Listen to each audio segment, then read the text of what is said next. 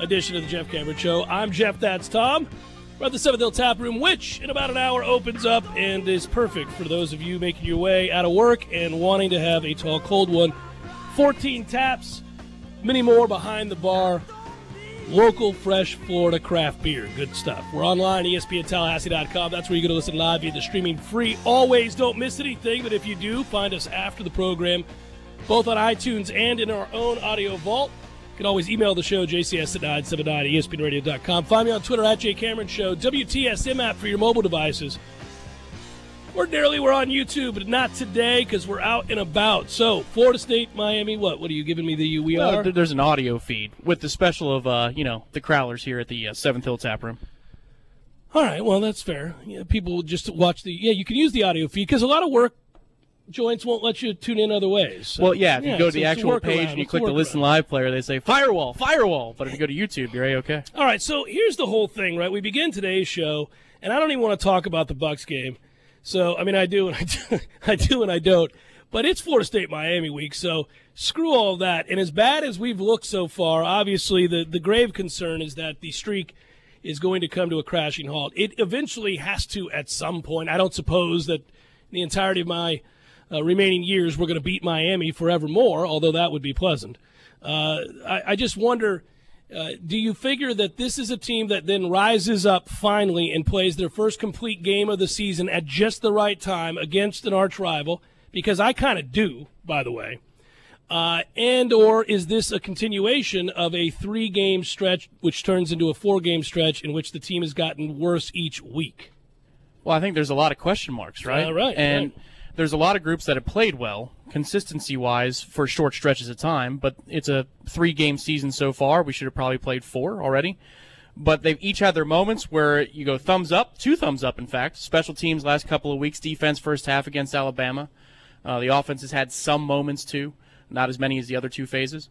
And then there's moments where you say, well, where are the answers? Where are the answers going to come from? Special teams cost you the first game of the season. The offensive line tried to cost you the game last week, and the defense played poorly in situations against NC State.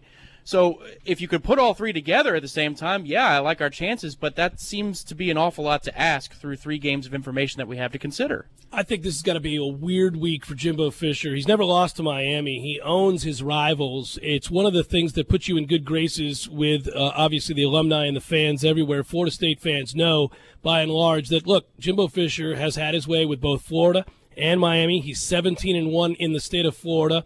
That's domination. That leads to recruiting domination.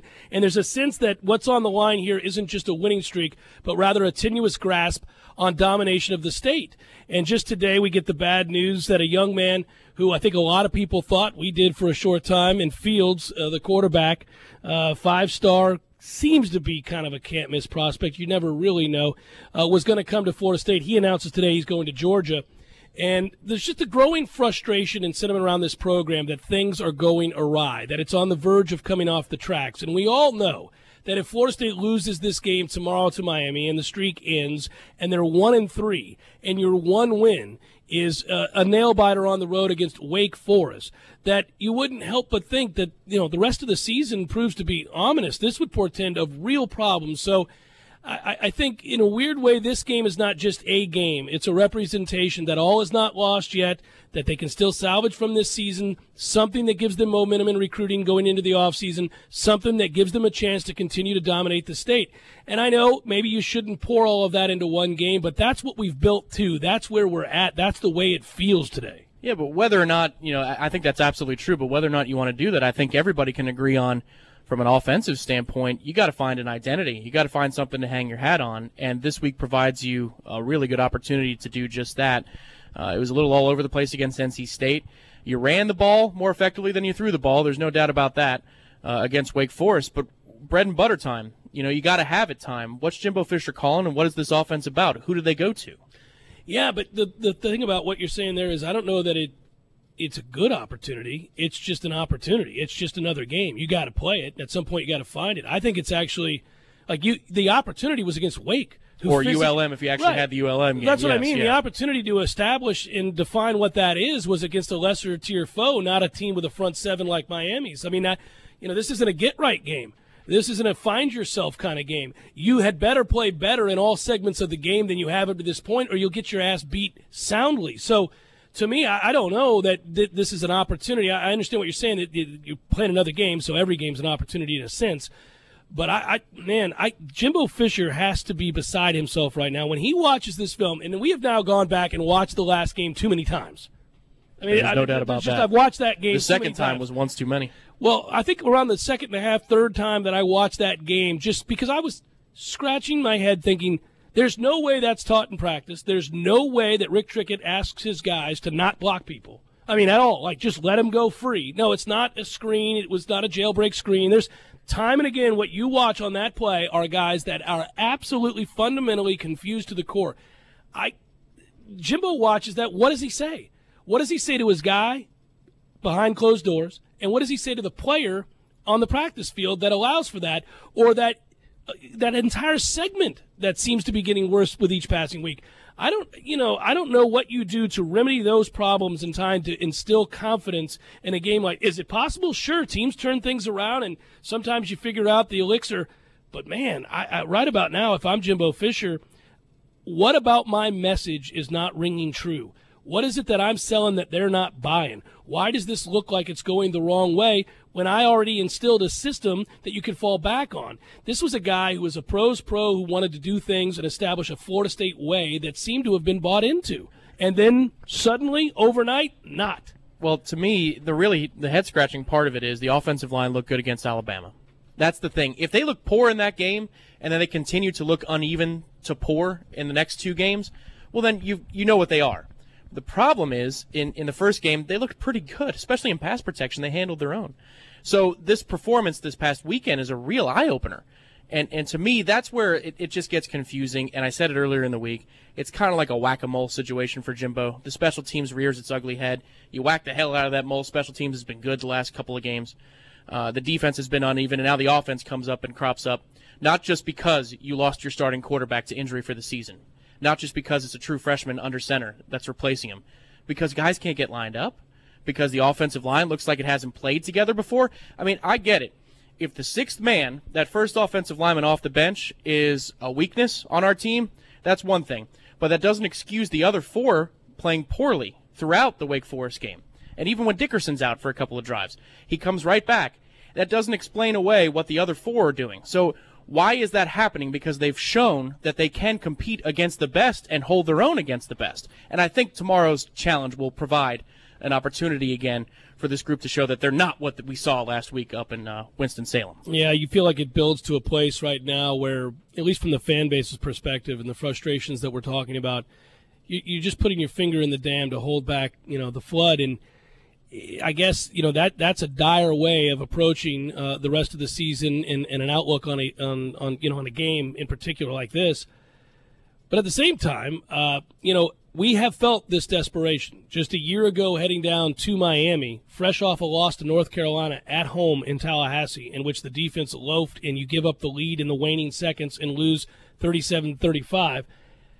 We were pretty lost at that point. I mean, we were talking about, well, it's a lost season, and what the hell is going on inside that locker room, and how are guys quitting on their teammates and on this program, and how is it that you fight all the way back from a huge deficit, you score the go-ahead touchdown, then you give up that lengthy field goal, and you don't even look like you care to give effort on that drive. How are they going to go down and beat a desperate Miami team that has failed to beat Florida State at that time each of the last 6 years? That Miami team is playing at home, is hungry with a veteran quarterback, and yet even after falling down in that game, Florida State showed fight, determination, rallied back. They end up getting the win. They blocked the extra point, which just more salt in the wounds of the Canes fans, which is something I still revel in, to know the kind of pain they must have been in and continue to be in after that loss. So they were able to pick themselves up in those situations, in that situation in particular, with a similar form of desperation. Let's see if they're able to do it. At home this time around, you'd like to believe, if this were a night game, I think even better, the opportunity to feel, somewhat carried by the crowd. But if you just don't get down early here, it builds, and at some point the weight shifts over to Miami. Although Miami, I'm sure, comes into this game expecting to win it. They are the favorite. At this point, that sounds weird to say that Florida State's at home against Miami as an underdog, but Miami, I think, believes, certainly, and their fans do, that this is the time the streak comes to an end. And yet, if this is close into the second half, the doubt begins to creep in because they've had so many chances and come up short. Yeah, the constant, for the last 2 years is throughout Miami week leading up to the game, feels like Miami should win this game. This is the time to end the streak for both fan bases because one's on edge and the other's feeling pretty good about its chances. Last year, there's an inversion, obviously. It's in Miami last year. It's up here in Tallahassee this year. You had Dalvin Cook last year. You felt pretty good about your chances because of what Dalvin Cook had done against Miami 2014, obviously in the comeback, and then 2015 throughout the game, save for pulling up for a hammy for a couple of drives. He was purely dominant. But this year, I don't know what the offense is going to bring to the table. The O-line is a disaster rather than the defense and the defensive effort. And you say to yourself, all right, well, we have the defense, though. Do we? That's the question. Can the defense carry the day tomorrow? Can the defense be one to set a tone where you're playing a game of field position, a low-scoring game, and it gives the offense a chance, to put some patchwork drives together and rack up enough points to make this thing interesting into the end where you can maybe find a way to win it. We do know one thing from last week, and it's a positive thing, there's no doubt about that, is that this true freshman quarterback in facing adversity, 7 passing yards at halftime, he makes 7 passing yards at halftime. Yeah. Makes a dime of a throw down the field when you have to have it to win a game. At that point, I don't care it's against Wake because to him, he's facing the adversity as though it's the hardest thing he's ever faced. Cusp of losing a football game to Wake Forest that sees you remain winless. And he came up roses in that moment. That's got to be something he can build on more than most in that situation. If it's a 4-year starter, you say, well, we escaped and we didn't learn a thing. James Blackman learned a little something about himself last week, and maybe that's something he can carry into tomorrow should the defense provide us a chance. I think the defense will, by the way. I think it's the one area I am most excited about. Florida State's defensive line being able to neutralize Miami's offensive line, thus the run game. Mark Walton doesn't get going. I think Florida State can do that. If you do that, then you'll watch both coaches probably play very conservative, knowing they can't win the line of scrimmage. And at that point, you have a low-scoring, close game, inclement weather, at home. The doubt creeps in. I'll take that all day long. A little squeaker, a little 16-13. Get you some of that, Canes. The streak continues. Jeff Cameron Show broadcasting live from the 7th Hill Tap Room on a Libations Friday. Stay with us.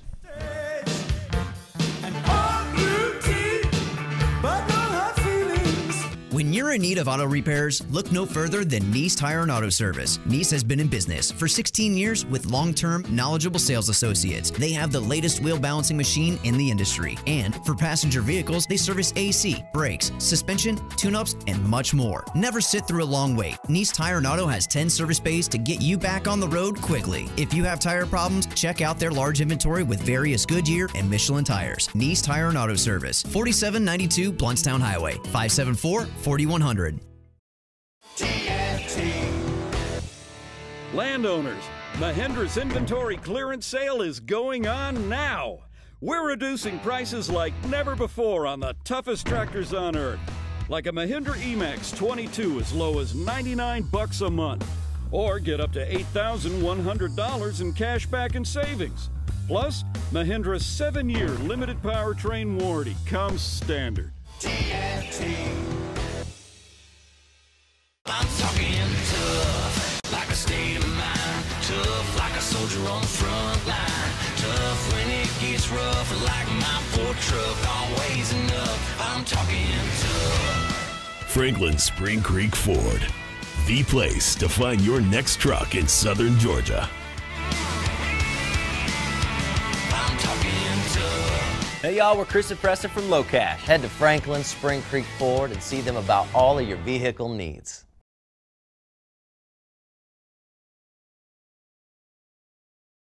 5 p.m. to 2 a.m., there's something fun going on every night. From trivia on Wednesdays to live music on Fridays, hospitality nights on Thursdays, and unique music video DJ Saturdays. Come take a trip down memory lane and make some new ones too. Happy Hour at Fire Betty's is Tuesday through Saturday from 5 to 8 p.m. And don't forget about Sunday Fun Day with the NFL Red Zone, liquid brunch and drink specials all day, starting at 3 p.m. For catering or private parties, message Fire Betty's on Facebook.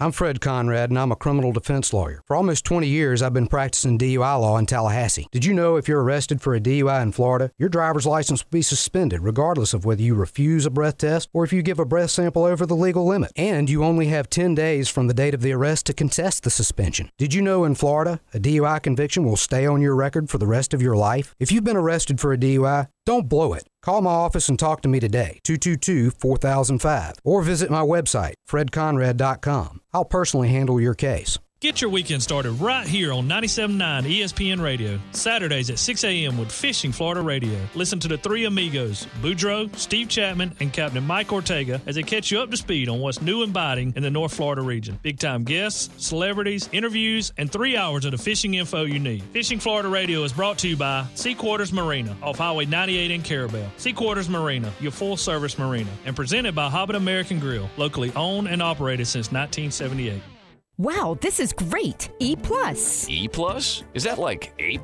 It's better. The E stands for easy. Easy Plus? Yep. Easy ways to save energy, water, and money from the City of Tallahassee Utilities. Your own utilities. The City of Tallahassee Utilities has created easy ways to monitor your account with E+ online. We can pay online, we can check our balance online, compare usage history online, and even take a free online energy audit. And I see the City of Tallahassee Utilities has created a new smart bill. Once we enroll, we do everything online. Billing, paying, everything. What a time saver. Not to mention saving energy, water, and money. And when we download the City of Tallahassee Utilities Digitally smartphone app, we can do everything on our phone. Pretty incredible. Plus, there are new authorized payment locations, like some local gas stations, grocery stores, other city departments, and more. We can even go to the Renaissance Center at 435 North Macomb Street to pay our bill. Wow. The E really does stand for easy, doesn't it? It sure does. E+ from the City of Tallahassee Utilities. Your own utilities.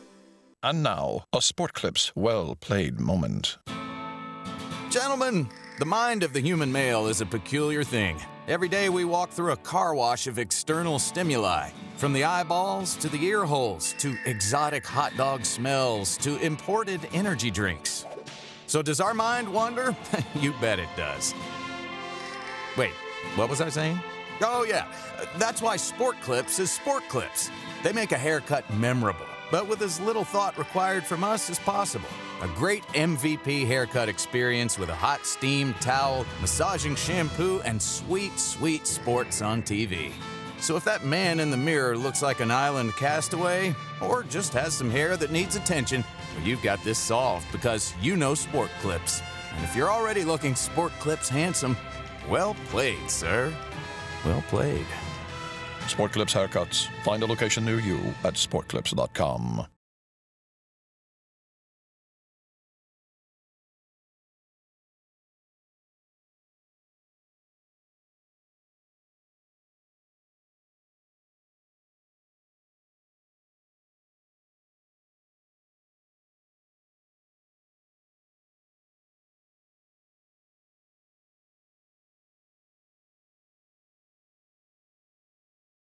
Get you a crowler for tomorrow's tailgate, man.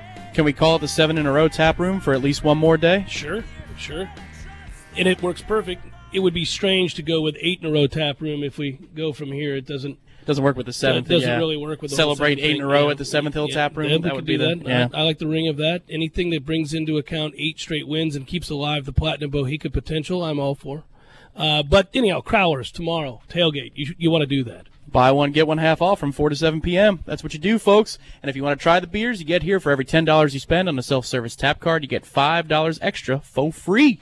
Glorious times right now for sports fans because in addition to, of course, the college football landscape this weekend and tonight and last night with NC State knocking off Louisville, of course, we're in the midst of an NFL season. Hockey begins tonight for us Lightning fans as they get things started at 7:30 against the Panthers. Of course, there are 4 playoff baseball games, one going on right now with Houston out in front yet again over Boston, 3-1 early in that game in the third.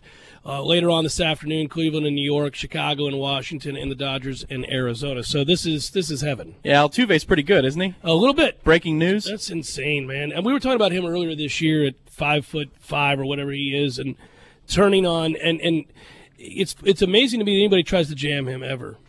He always twists and spins to win, and it's fun to watch. Especially in that ballpark. I caught his third home run after the show last night and getting home in preparation for watching the NFL game that we won't speak of. We can talk about it in a moment. I saw the third home run, and Costas, he was ready for it. Costas rarely gets snuck up on, but he was just talking about how, you can join company with Babe Ruth for postseason feats, and then look out, here it is, here we go. He and Jim Cott were enjoying themselves yesterday. It was a charged atmospheres again. I didn't watch much of the Cleveland game. I'm sure those people were great last year. And great again last night. Houston was raucous yesterday, and the Astros gave them a lot of reason to be loud. All right, well, so let's, what to make of what we saw last night? Well, I think it's fairly evident that here's the deal. If Louisville faces a really good defense that shows up and contains, even for a little bit, Lamar Jackson, you got a good chance to lose if you're Louisville, basically. If you're facing a ranked team that's not us, and they bother to corral just a little bit, Louisville's defense is not going to get enough stops in a game to allow for them to win. Yeah, that was the thing last night. Obviously around kickoff, I said it in the SportsCenter update, but,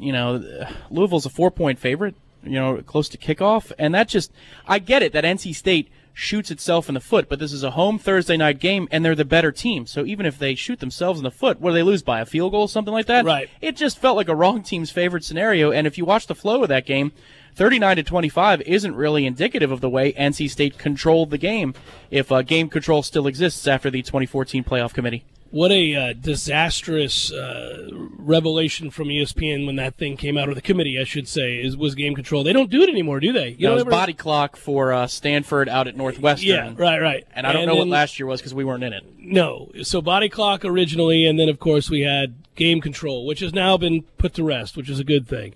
You know what's weird is this sentiment. I don't know if you're there yet or where your head's at with this. I like it because, well, I'm a degenerate gambler, so there's always a weekend's worth of fun to have. But this idea and a growing view that college football is a bitter disappointment currently because there are two good teams and everybody else. And those two good teams are Clemson and Alabama, and the rest of you are just playing to play. I would agree with that notion on its face. However, as much as I doubted them earlier in the season, I'm still interested in what Oklahoma brings to the table. Yes, you are. And, you know how the season works, too. I mean, those two teams are cruising, and they look like they're on a mission. Alabama certainly has righted that ship. Sometimes they get into those modes where they'll score 31, 35 points and win by just a couple of touchdowns, and you go, oh, ho-hum, another win for Alabama. But the last 2 weeks, I mean, what's the combined score for Vandy and Ole Miss? It's 120-3 or some nonsense like that. It's been really strange. You know what's weird to me is the amount of problems in which, okay, so we bring it back home here for a second with Florida State. Some of the things you're seeing that are really kind of unexplainable, that you can't chalk them up to a freshman quarterback or chalk them up to the long delay. There's some things that are happening in game that you wonder, how does that happen? What's going on in practice? What's going on in the locker room? That doesn't solely exist at Florida State. I mean, look what's happening at LSU. Look what's happening at a few places where the talking point is that they appear to be in disarray, quote unquote. It's really strange. It seems like there has been a rise in that sort of talking point around some pretty preeminent programs. Well, I think part of it is those programs are underperforming, and part of it is you're in the social media age of everything. Where it's an absolute at all times until the next week when the story's completely different, and then it's an absolute the other way. Well, this is the thing that I fight when we get into arguments in private about Winston's about good games and bad games.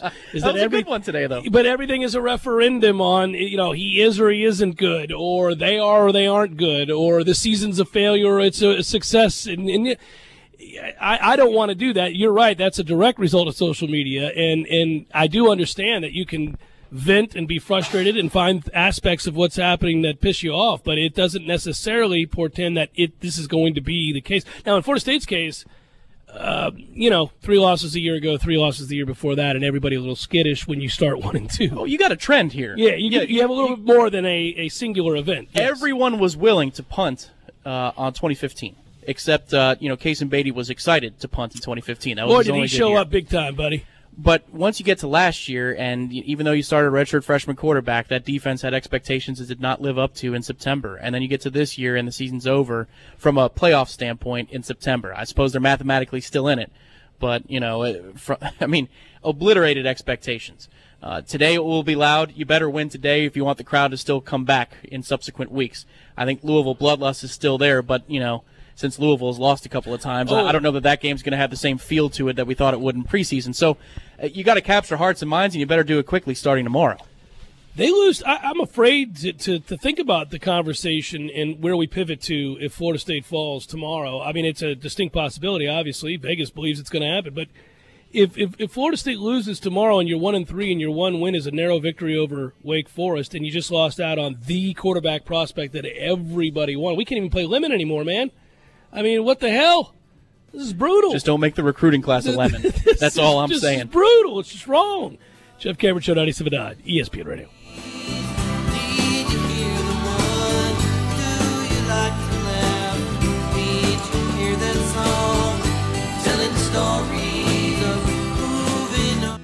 in need of auto repairs, look no further than Nice Tire and Auto Service. Nice has been in business for 16 years with long-term, knowledgeable sales associates. They have the latest wheel balancing machine in the industry. And for passenger vehicles, they service AC, brakes, suspension, tune-ups, and much more. Never sit through a long wait. Nice Tire and Auto has 10 service bays to get you back on the road quickly. If you have tire problems, check out their large inventory with various Goodyear and Michelin tires. Nice Tire and Auto Service, 4792 Bluntstown Highway, 574-4100. Landowners, Mahindra's inventory clearance sale is going on now. We're reducing prices like never before on the toughest utility vehicles on earth. Like a Mahindra XTV 750S as low as $135 a month. Or get up to $3,450 in cash back and savings. Plus, Mahindra's 3-year limited powertrain warranty comes standard. I'm talking tough, like a state of mind. Tough, like a soldier on the front line. Tough when it gets rough, like my Ford truck. Always enough, I'm talking tough. Franklin Spring Creek Ford, the place to find your next truck in southern Georgia. I'm talking tough. Hey y'all, we're Chris and Preston from Low Cash. Head to Franklin Spring Creek Ford and see them about all of your vehicle needs. ESPNTallahassee.com today to watch live or catch up on demand. The Jeff Cameron Show Streamcast, brought to you by Nice Tire and Auto, your trusted Goodyear dealer, 574-4100, and presented by TNT SuperCenter in Thomasville, Georgia, and Franklin Spring Creek Ford. At the Home Depot, free carpet installation means free carpet installation. And free includes clearing out furniture, ripping out old carpet, hauling it away, even carpeting stairs, with no hidden fees. Free installation on carpet $699 or more means free installation. Only at the Home Depot. More saving, more doing. Valid on carpet priced $1 or more per square foot. Specialty items may be priced separately. Chris Kraft for Kraft Nissan. Our lifetime warranty is a game changer for buying cars in Tallahassee and Thomasville. You already know it extends the factory powertrain for unlimited time and unlimited miles. But here are the facts. Kraft Nissan's lifetime warranty is backed by Great American Insurance Company, an A-rated company that was founded in 1872 with billions in assets. The same company that underwrites GM's GMPP and Ford's Gap Insurance. Kraft Nissan's lifetime warranty comes with every new Nissan we sell and most pre-owned vehicles that are 5 years old or newer with 50,000 miles or less. While Kraft Nissan's service department will certainly exceed your expectations and keep your records, you're not required to service with us. To maintain the warranty, you perform the manufacturer's recommended maintenance and keep your records. You can do that at any licensed repair shop in the U.S. or Canada. It's that easy. What's the catch? There are no catches, hidden fees, or gimmicks. Kraft Nissan provides the product as an added value to our customers for doing business with us. So when you're ready to buy from Kraft Nissan, the home of our original and the only real lifetime warranty at no charge. Kraft Nissan on Mahan Drive between Academy Sports and Costco. Sports are defined by stats and performance, but here's a performance stat that no one wants to talk about. Erectile dysfunction affects half of all men over 40. That's 50%. If you're struggling with ED and other therapies haven't worked, isn't it time to feel like yourself again? Learn about a long-lasting ED solution from Coloplast to get back in the game. Visit Dr. DeLay at Advanced Urology Institute, located at 2000 Centerpoint Boulevard, or call their office and set up an appointment today. 850-702-0894. The sooner you seek treatment, the sooner you can get back to feeling like your normal self. That's 850-702-0894. You check things all the time, like your email every 10 seconds, or your ex's Instagram. But what about checking something as important as your credit? Well, Discover makes it quick, easy, and best of all, free. Discover is now offering FICO credit scores to everyone for free, even if you're not a customer. And checking your score won't hurt your credit. We call it the Discover Credit Scorecard. And once you know your score, you should check to see if your current credit card is the best fit for you. Check your credit, compare your card. Go to discover.com/credit scorecard. Limitations apply. Hey, Fido! Yes, bud? Hey, have you heard about that Hair of the Dog sports bar? Yeah, it's all everyone's been barking about. It's Midtown's #1 sports bar with over 50 TVs, burgers, loaded nachos and wings, and a massive bar. Plus, Hair of the Dog is human-friendly, but you gotta keep them on a leash. Sounds like a great place to watch those human teams play catch. You mean football? Hair of the Dog Sports Bar, Midtown, North Monroe behind Brugger's. Best drink prices and juiciest burgers in town. fun. Sexy French poodles welcome. Tallahassee Sports Center. I'm Tom Lang. With no tropical storm or hurricane to worry about in the Gulf, Florida State turns its attention to the Miami Hurricanes, coming up here to Tallahassee for a 3:30 p.m. kick on Saturday. 97.9 ESPN Radio's presentation of Tallahassee Game Day begins at 12:30 right here, available on 97.9 ESPN Radio, the WTSM app as well. Last night on the gridiron in the pro game, it was an ugly NFL affair between the New England Patriots and the Tampa Bay Bucks. The Patriots escaped Tampa Bay 19-14 as a last-second Jameis Winston pass falls incomplete just short of the end zone. And in the college game, it was NC State over Louisville. The Wolfpack were a 4-point underdog, but they are undefeated in ACC play, setting up a big-time matchup with Clemson later on in the season. Playoff baseball day one, the ALDS. Houston is a big winner over Boston, and the Indians shut out the Yankees in game one of the ALDS in the nightcap. Live from the Dale Earnhardt Jr. Buick GMC Cadillac Studios in the capital city of Tallahassee, this is the Jeff Cameron Show on 97.9 ESPN Radio.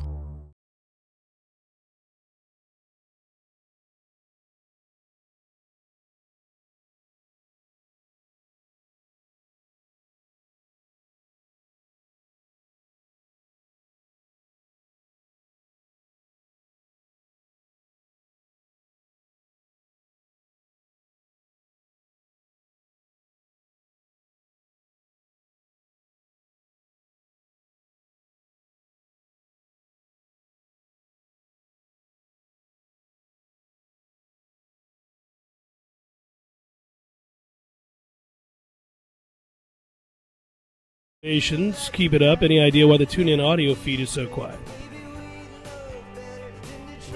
No. I responded to that. I said, curious, why don't you try the WTSM app? And it's not a redirect for promotional purposes, but that is curious. Also, I might note that Kurt writes, if we lose tomorrow, the calls for firings of certain coaches gets very loud, not just on message boards. Hashtag a-hole. I would say that's already pretty loud. It was loud even at the – you remember last year when the season ended and Florida State beat Michigan and won the Orange Bowl and we had our talking points. I asked just a very simple question. Was it a successful season? You won 10 games. You beat Miami and Florida, so you continued the streak over them. You win the Orange Bowl, which is a significant undertaking, if you will. And so – by many measures, that would be a successful season. But we did that poll, and certainly more than 50% suggested that it was not a successful season. So whether you call the fan base spoiled or not, just know that the expectations are exceedingly high around here, but I don't think without merit. You're not a victim of your own success, as I like to say, and Jimbo Fisher has set the bar very, very high and says frequently that he expects to live up to that standard, and there's a way we go about doing the things we do, as he likes to say, and you create a culture that you can trust in and year out, and players come back, and it fuels itself in that way. All of these things that we've heard him say in the past suggest that it's not okay to have the kind of seasons we've had the last 2 years and then the start of this season. It happens. You can be reasonable. You don't have to fly off the handle. But if you're trending in the wrong direction, people are going to ask for answers. And if things don't get better over the course of a 3-year span, but rather worse, and you seem to be losing the pivotal matchups and, God forbid the streak comes to an end tomorrow, et cetera, yes, it does get louder, but it's not unreasonable. And I would already say that there are enough people in this fan base who want to know why it is we're so inconsistent on the offensive line, at times downright horrible, and why it is that you bring in 4- and 5-star kids every year and you play good defense in spots. There are times you play really, really good defense, but you're not attacking or dominant. Yeah, the defensive one I'll put on hold for the moment. The offensive line situation is the one that's taken front and center, especially after last week. I don't think there's any doubt about that.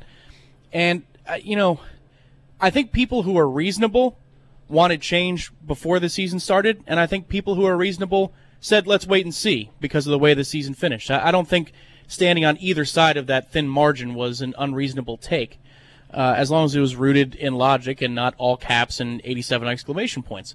So now that you've seen what's happened this past month, I don't think there's any doubt that more people on the reasonable side, either way, are shifting even further towards, we need changes. Maybe some of the folks that were already on that side are now getting into all caps and 87 exclamation points, and maybe the folks that were saying, give it another run, are now on their side of the fence as well. What you can't know, and this is what makes it maddening, and I think is really the biggest question that would help decide for people which way or which side of the fence to be on with this is, does your head coach recognize this? Is he seeing what is obvious to many?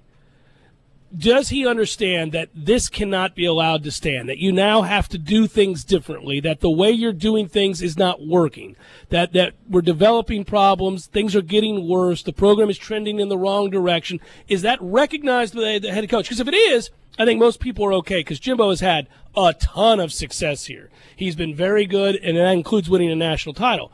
So people will say, well, listen, again, I'm not saying that I want him gone right now. What I am saying is if he can't see what is so painfully obvious, then we need to address that question, and that's going to turn into an ugly give and take. Yeah, and make no mistake, to be stagnant as a program is to be trending in the wrong direction. Well, and he says that. He says that. You can use the head coach's words. In these last, couple of games, couple of weeks, and these last few times that we've had this talking point about the team struggling or certain elements of the team that we're frustrated by, it has been less about me saying that I think this is terrible and that guy should go. And it's been less about you saying, well, you know what, not only is that terrible, Jeff, but this is also terrible and they got to go. We're not doing that. Use his words. Let him tell you by his own standards and by his own expectation where it is we're failing. Point out what he said, point out what we've done. Point out what he said, point out what we've done. There's no escaping that. By his own standards, that they are not living up to what they should do. Well, it's not just the standards of the players, it's the standards of the facilities, the infrastructure. I mean, you always have to be moving forward, right?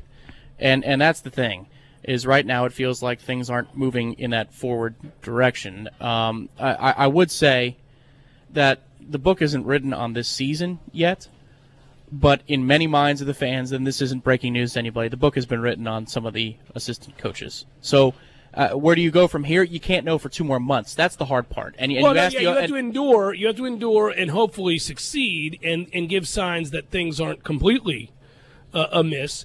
But you're right. There's no tangible thing you can do right now. He can't do that right now. Right. When you ask the question, is the head coach aware of that? I believe he is, but he's not going to tell you through the media. I mean, save for a post-game, pointed remark where he's just emotional and that gets the better of him in the moment, because he has pointed out deficiencies on this team, both on the offensive and defensive side, from a coaching standpoint in post-games. He's done that before. But short of that, if Jimbo's got time to prepare his remarks, he's a professional person. He also cares about his assistant coaches as people. Yeah, so no, he's not going to roll with it. I admire that about him. But the thing is, if you're looking for that answer as a fan, you're not going to get it. No, and I've been saying that for weeks. You're not going to get what you want to hear. You're just not going to get that. I think the bigger concern and fear that people have is that he doesn't see or doesn't believe what they believe. He doesn't see it. He doesn't think it. He doesn't believe that it's happening. Then you've got a situation where somebody is too immersed in it to be able to take a really honest look at what's happening. My hope is that we can have a conversation at the end of the year where we say, well, this is just a carbon copy of 2016, where you start slow and then you finish strong. That's the best you can hope for right now, by the way. And enough's enough, guys. We have to remember what we saw in September here. I hope that's where the conversation goes. The problem is that the inconsistencies are pervasive throughout all the segments. So are they going to ratchet it up across the board and be a better team across the board for the next 2 months?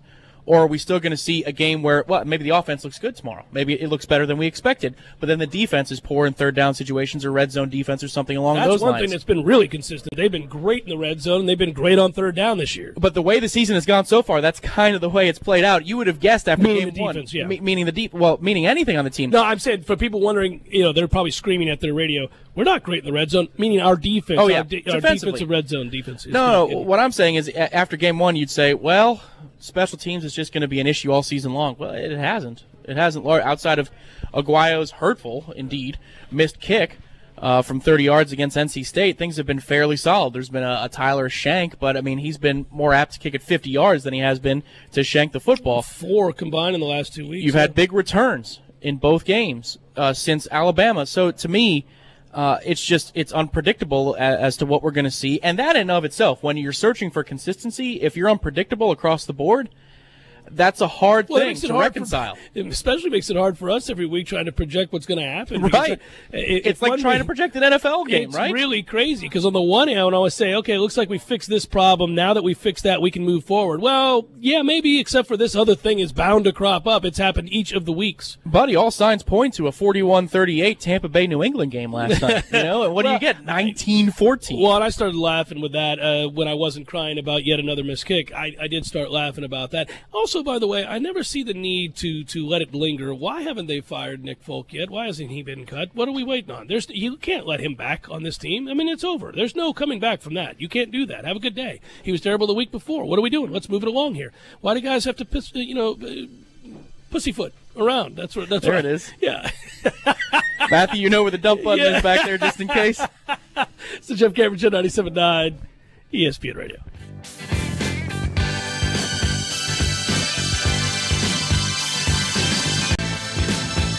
When you're in need of auto repairs, look no further than Nice Tire and Auto Service. Nice has been in business for 16 years with long-term, knowledgeable sales associates. They have the latest wheel balancing machine in the industry. And for passenger vehicles, they service AC, brakes, suspension, tune-ups, and much more. Never sit through a long wait. Nice Tire and Auto has 10 service bays to get you back on the road quickly. If you have tire problems, check out their large inventory with various Goodyear and Michelin tires. Nice Tire and Auto Service, 4792 Bluntstown Highway, 574-4100. Landowners, Mahindra's inventory clearance sale is going on now. We're reducing prices like never before on the toughest tractors on earth. Like a Mahindra Emax 22 as low as $99 a month. Or get up to $8,100 in cash back and savings. Plus, Mahindra's 7-year limited powertrain warranty comes standard.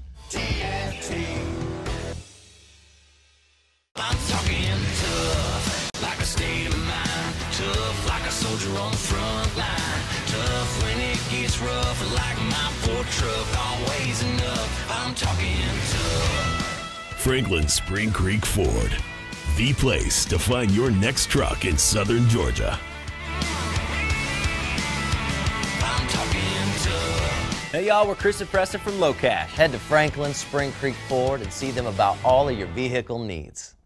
Ortega as they catch you up to speed on what's new and biting in the North Florida region. Big-time guests, celebrities, interviews, and 3 hours of the fishing info you need. Fishing Florida Radio is brought to you by Sea Quarters Marina off Highway 98 in Carabel. Sea Quarters Marina, your full-service marina, and presented by Hobbit American Grill, locally owned and operated since 1978.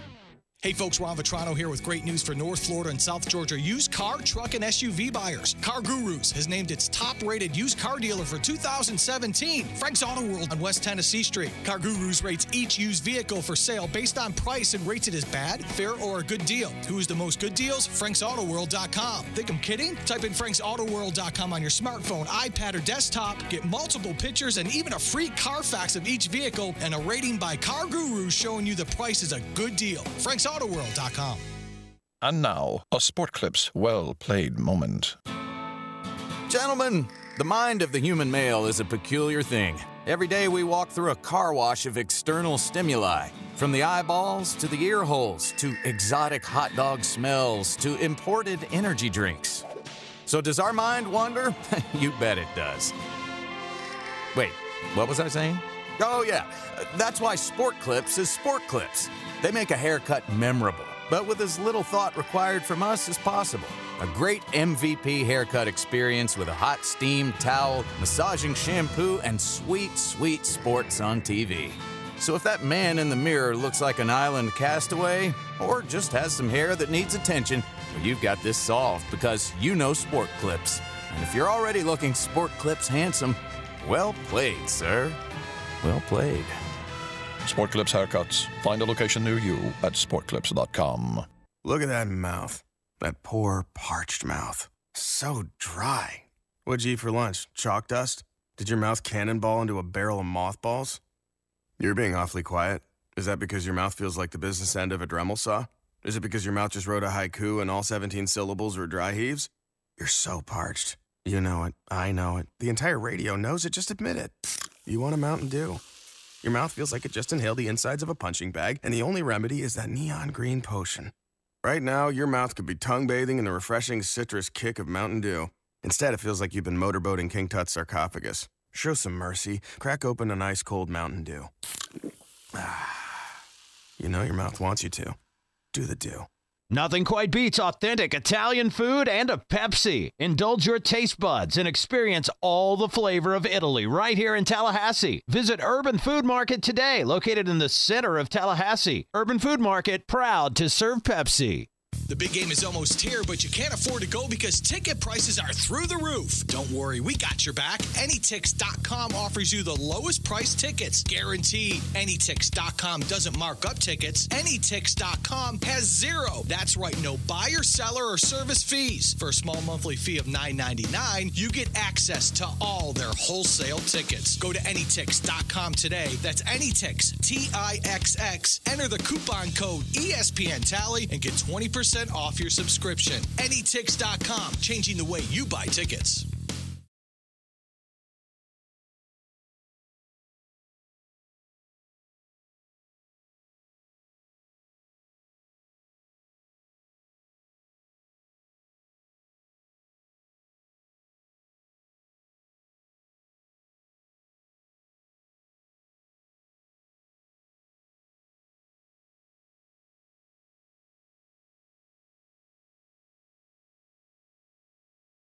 Hashtag a-hole. I wish, Eric, I don't have control right now of what we're doing back in the studio as we are on location at the 7th Hill Tap Room. If you're getting off of work, find your way over here as they'll be opening pretty soon here in about 10 minutes and partake in the goodness. But maybe is it still in the system? It's in the system. It's something that I can delve into with Matthew on the other side of this connection when you welcome in Lee Sterling, because that's you and Lee talking, so we can do our thing over there. Maybe we'll use it for bumper music today. The meme that you created that we did for the Man Cave show, what would Pennywise have to say to get you down here with him? And there's the picture of evil Pennywise and all that. Which, by the way, I do love that picture. FSU has a good offensive line down here is what's been sent in from Michael. Oh, jeez. We're on the other side of the week. I know we haven't been exactly positive for the first hour, but you got to be it's Miami week. I feel like we're more focused on ourselves than the rivalry. Because it's never about Miami. It's always about Florida State and what we do and whether or not – ultimately that should be true of every fan base, by the way. That's not unique to Florida State. If you're a Miami fan, you feel that way already. It's not about – hell, your slogan is it's all about the U. Even when you lose 7 in a row to Florida State, it's still something you believe to be true. That's how fan bases roll. So – yeah, I'm not going to hyper-focus on that. The rivalry has been extremely one-sided. We've owned Miami. We've embarrassed Miami. We've humiliated that program. They got to go back to the VCR to find the days in which they were good. I got that. That's great, and I'd like that sustained. I think, to speak to that point, why the frustration is where it's at has very little to do with the idea that maybe the streak ends or that this is going to be a bad season. I know ultimately you would say, well, of course that's what it's about. No. What it's about is that when you recruit well, and he has. That's the hard part here. If you could look out there and say, well, we're just not good enough, you can stomach the result when you're not good enough. When you're a bad football team, when your bad football team goes out and loses to a good to slightly above average football team and you're bad, you go, well, that's what happens. We got to do better in recruiting. We got to get better players in here or else we're going to keep losing. You can live with those kinds of things. It's not just the L. It's the way that it's happened and what we're doing in terms of not getting guys to improve once they get here. There's no question that they've brought in good players. I've said it. I'm a broken record, and I'll continue to be. They've got good players who don't play well. Well, that's a freaking problem because that speaks directly to coaching, and that's why there's a growing ire. It's well, what in the hell has happened? Because this is the other part. It's confusing. I believe Jimbo Fisher is a good football coach. I think he's proven that beyond a shadow of a doubt. That's kind of inarguable. To what degree you want to argue of good, that's arguable. Is he a good football? Yes, he is, period. That's not really debatable. So when you have a good football coach who's proven himself to be exactly that at times, proven himself to be elite, they didn't accidentally win that championship. He had to recruit more than Jameis Winston. It wasn't just Jameis Winston and a band of idiots. They had really good players everywhere, and he was responsible for bringing them in. I think that's the almanac of the 2015 Tampa Bay Buccaneers season. That's correct. Jameis Winston and a band of idiots. idiots. Yeah, no, that's not how this happened. It wasn't an accident. By the way, that is how it happened at Auburn when Gene Chizik was there. Right, with Cam. And Cam won it. That's exactly how it happened. You went, well, that guy was transcendent, and the rest of that team was, okay. It was It was yeah. But my point is, you could see why that fell off a cliff. This is not that. This isn't that. So even though I admit it's fair to say, hey, what did he do pre-Jameis? What's he doing after Jameis? Oh, sure. But, oh, by the way, he recruited that guy as well as all those guys in the league currently that you look around and see dominate on defense. He was responsible for that too. Well, we've gone to BCS / New Year's Six bowls, man, every year. I don't know what more you want. People talk about the play. I'm being facetious. Yeah. So I think that's reason for the ratcheting up of concern and direction. It's sort of this, I'm confused. What went south? How could it have happened? What are we not doing? What has he not seen? Why didn't he make a change? Jimbo, you would think, with the guy who has the acumen that he does about the game of football, who's talked at length about his own interview process when he went to see Nick Saban and others, you don't think he did that with these coaches? You don't think he sat down and grilled them every which way to Sunday to find out what they knew and didn't know about football and whether or not they were on the same plane as he was?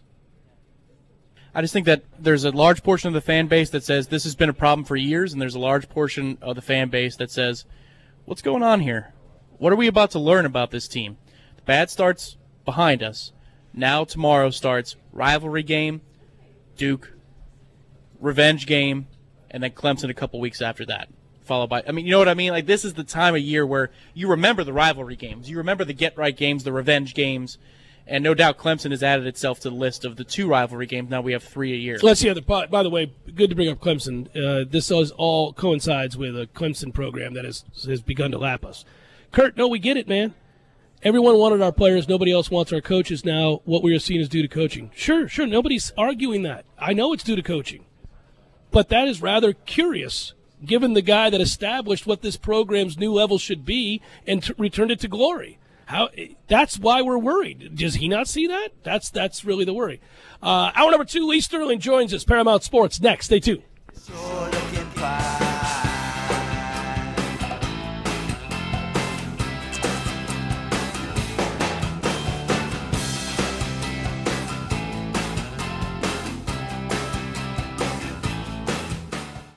Dale Earnhardt Jr. Buick GMC Cadillac is back at it, supporting the High School Scholar Athlete of the Month on 97.9 ESPN Radio. Listen every Wednesday to hear our monthly winners. Check them out at Dale Earnhardt Jr. Buick GMCCadillac.com. When it comes time to sell your home, you don't want to give it away or leave any money on the table. That's why you need to call Joe Manassa of Joe Manassa Real Estate. Joe guarantees to sell your home at a price and deadline that you agree to, or he'll have it bought for cash. Call Joe to find out more about this phenomenal program. Not only that, working with Joe doesn't obligate you to a thing.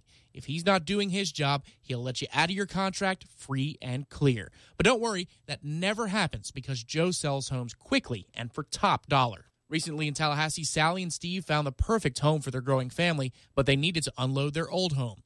Joe whipped his marketing into high gear. Gorgeous professional pictures, maintenance items addressed, and an aggressive marketing strategy. 1 weekend on the market. Multiple offers and sold for $10,000 over asking price. The process was so smooth, Sally and Steve's folks also listed with Joe. Call the only real estate agent I would call if I needed to sell my home. That's Joe Manassa of Joe. When you're in need of auto repairs, look no further than Nice Tire and Auto Service. Nice has been in business for 16 years with long-term, knowledgeable sales associates. They have the latest wheel balancing machine in the industry. And for passenger vehicles, they service AC, brakes, suspension, tune-ups, and much more. Never sit through a long wait. Nice Tire and Auto has 10 service bays to get you back on the road quickly. If you have tire problems, check out their large inventory with various Goodyear and Michelin tires. Nice Tire and Auto Service, 4792 Bluntstown Highway, 574-4100. Landowners, Mahindra's inventory clearance sale is going on now. We're reducing prices like never before on the toughest utility vehicles on earth. Like a Mahindra XTV 750S as low as $135 a month. Or get up to $3,450 in cash back and savings. Plus, Mahindra's 3-year limited powertrain warranty comes standard. TNT. I'm talking tough, like a state of mind. Tough, like a soldier on the front line. Tough when it gets rough, like my Ford truck. Always enough. I'm talking tough. Franklin Spring Creek Ford, the place to find your next truck in southern Georgia. I'm talking tough. Hey y'all, we're Chris and Preston from Low Cash. Head to Franklin Spring Creek Ford and see them about all of your vehicle needs.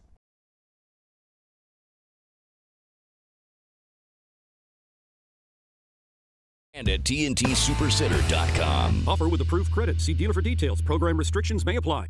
College football programs know the importance of recruiting. If they want to compete at the highest level, they need to bring on the best talent, people who have the skills and drive to be a success. The same is true in business. Recruiting is vital. And with ZipRecruiter, you'll have a smarter and simpler way to assemble your own winning team. With just one click, you can post your job to over 100 job boards. Then ZipRecruiter's matching technology identifies relevant talent fast. 80% of employers who post on ZipRecruiter get a quality candidate through the site within 24 hours. And your ZipRecruiter dashboard helps keep everything in one place. So it's easy to review and rank the candidates with the best experience. You'll be building a powerhouse program in no time. Choose the smartest way to hire. ZipRecruiter, official hiring partner of the Florida State Seminoles. For your free trial, go to ZipRecruiter.com/GoNoles. ZipRecruiter.com/GoNoles. Once again, for a free trial, go to ZipRecruiter.com/GoNoles. Broadcasting live from the Dale Earnhardt Jr. Buick GMC Cadillac Studios. This is 97.9 ESPN Radio, WTSM, Woodville, Thomasville, Tallahassee. Tallahassee SportsCenter. I'm Tom Lang. With no tropical storm or hurricane to worry about in the Gulf, Florida State turns its attention to the Miami Hurricanes, coming up here to Tallahassee for a 3:30 p.m. kick on Saturday. 97.9 ESPN Radio's presentation of Tallahassee Game Day begins at 12:30 right here, available on 97.9 ESPN Radio, the WTSM app as well. Last night on the gridiron in the pro game, it was an ugly NFL affair between the New England Patriots and the Tampa Bay Bucks. The Patriots escaped Tampa Bay 19-14 as a last-second Jameis Winston pass falls incomplete just short of the end zone. And in the college game, it was NC State over Louisville. The Wolfpack were a 4-point underdog, but they are undefeated in ACC play, setting up a big-time matchup with Clemson later on in the season. Playoff baseball day one, the ALDS. Houston is a big winner over Boston, and the Indians shut out the Yankees in game one of the ALDS in the nightcap. Live from the Dale Earnhardt Jr. Buick GMC Cadillac Studios in the capital city of Tallahassee, this is the Jeff Cameron Show on 97.9 ESPN Radio. It's Libations Friday, brought to you by Corner Pocket Bar and Grill. Corner Pocket Bar and Grill on Appalachian Parkway. Tallahassee loves the Corner Pocket.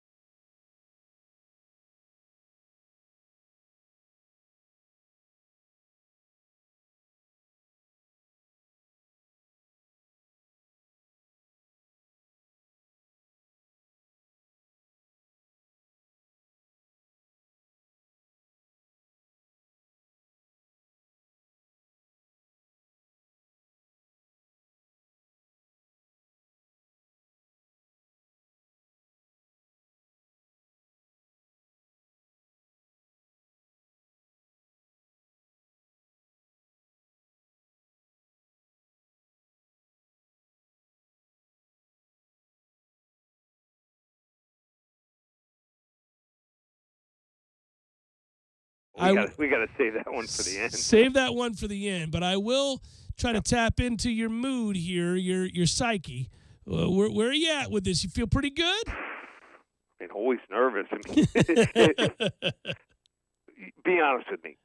Even though you've won 7 in a row, you get sweaty palms a couple times during the week, right? Sure. I always love this rivalry. It's one of my all-time favorites. It is my favorite rivalry. It's all rivalry. You can say the word, Jeff. It's my favorite one, but it's also, it frays the nerves. Yeah. I mean, this is what it's all about. Hey, you like to see the other games, but this is where you get tested. This is what you find out what you're all about. So you guys passed the test last year. Who would ever have thought it would have come down to a block extra point? But I think it sets up. I mean, this is going to be a battle. I can say this much: we're not going to see a 35-31 game. No, so you're already thinking like I'm thinking, pretty low scoring, huh? I think. I mean, and the better play is probably the under, but we'll get to that. I don't see either of these coaches opening up the playbook. Let's put it that way. So imagine this. I mean, it really has been, obviously, for Florida State fans. It's nice to be on the right side of these close games. But think about this, just as a viewer, if you didn't care about either one of these teams, you're watching 20-19 on a blocked extra point. You're watching 29-24 in the performance from Dalvin Cook, who went nuts in that game, 222 yards rushing. You're watching Florida State overcome a 23-7 deficit and win 30-26 in 2014. You got to go all the way back to 2013, and that was Florida State's national championship team, and they obviously bludgeoned Miami that year. But even before that, 33-20, 23-19, a lot of really close, well-played, fun games to watch if you don't have a rooting interest and you just like a good college football game. Oh, I mean, I talk to people. I'm doing shows all across the country. I do over 40 shows, and I can tell you this: I probably get 6 to 8 texts from those different shows by Wednesday where they want to know which way I'm leaning in that game. It still holds a lot of cachet, even though the teams have taken time kind of being down and one being up while the other is down. And even though Miami has had a tough go, it does look like Miami is starting to come back now. And I got to imagine that the expectations coming into this season had to have been buoyed by Mark Richt kind of riding the ship last year and ending on a high note. Obviously, he's making inroads in recruiting, so the talent, talent gap I think is shrinking. There's like 4 guys that they're battling for neck and neck. Yeah, so it gets a really big game. We could see, if Miami wins this game, the thought up here, Lee, I'll just tell you, is that the fear is with Florida State playing as poor as they have this year, and really, you go back last year, they lost 3 games. I know they ended on a high note, but they still lost 3 games. They lost 3 the year before that. Kind of the thought being that if Miami wins this game, are we watching the changing of the guard? Are we seeing the series swing back the other way? Because it's always been a series of streaks, Right. Well, it could be. Remember, I think was that the 2000 year? No, it was 2000 when Miami won at home with a Shockey touchdown, and you guys missed the long field goal. I think that was the changing of the guard where Miami had a little bit of a dominance for 4 or 5 years, and then then we had 2 very substandard coaches, and you guys were able to wrestle, just take a big-time hold of what's become a great rivalry. So I think this game is going to be the most important game maybe over the next decade. Huge game. Florida State fighting to hold on and keep their grasp over the state. Jimbo Fisher is 17-1 in the state of Florida against other in-school state teams, and he's undefeated against Miami. He's only lost once to Florida, and people know that when you have that hold and that gives you a leg up in recruiting, you got to fight like hell to keep it. But it's easier said than done. Yeah. And Miami looking to kind of unseat Jimbo Fisher here and get that done. All right, let's get to these games. We'll get to your prediction on that game momentarily. Let's first start with Auburn and Ole Miss. This appears to be an Ole Miss program that has fallen off the map after the Hugh Freeze situation. Auburn's given 21. What you got? Yeah, when a good passing offense goes against a good pass defense, and Ole Miss throws the ball early and often, averaging over 361 yards per game. They're facing an Auburn pass defense giving up just 142 yards per game. Usually the defense is the winner. I just look at this Ole Miss team. There's no in-season fixes for this team on offense or defense. They're on the road for the third time in 4 years here in this game. And also Ole Miss 1-11. 1-11 the last 12 games. You see teams that lose coaches in the summer, they generally, from the projections, let's say they're projected to win 6 games, they usually lose 3 more games on top of those projections. So this team's in a downward spiral. I wouldn't touch Ole Miss with monopoly money. No rushing attack. Number 130 in the land, dead last. The clown show here with the coaching staff. I mean, they have no idea what they're doing. I mean, you think these kids are taking these coaches seriously? They know that all these guys are not going to be there next year. Auburn wins, romper room special here, 48-14. All right, I enjoy it. There you go. Everybody, run quick. Call your guy. Wisconsin's given 11 to Nebraska, and while Nebraska's no great shakes, they are hosting the game, and Wisconsin kind of struggles to blow anybody out. Who do you see winning this game? Well, Nebraska is one of these teams. They're not great on offense, not going to scare you, but on defense, all of a sudden the last 3 games are starting to come together, allowing just 82 rushing yards per game and 120 passing yards per game. Wisconsin's number 8 ranked defense hasn't played an opponent on offense even close to the top 60. Nebraska has already faced Oregon, I think, which will help them. When you face someone pretty tough and all of a sudden you're this late in the year, someone like Wisconsin haven't faced a quality opponent, might take you a quarter or a half to get into the game and get used to the speed. Also, the Huskers here, how about this? Home dog for just the 4th time since 2009. I don't think they're going down without a fight. I like Wisconsin to win the game 28-24, but the Cornhuskers to cover.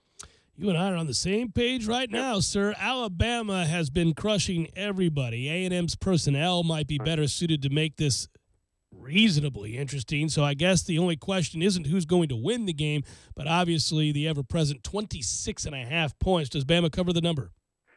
Well, I went back and looked at Bama tapes and found out which teams have had success. Not many of them. And probably the most successful, obviously, was Clemson. And watched the games, and how did they do it? They did it with top-line players. And you have to have guys at running back and receiver who can make plays. And A&M has that. I mean, A&M, every year, they put a lot of really good players in the pros. They just, for some reason, don't win the number of games they should. I mean, there's something wrong with the culture there.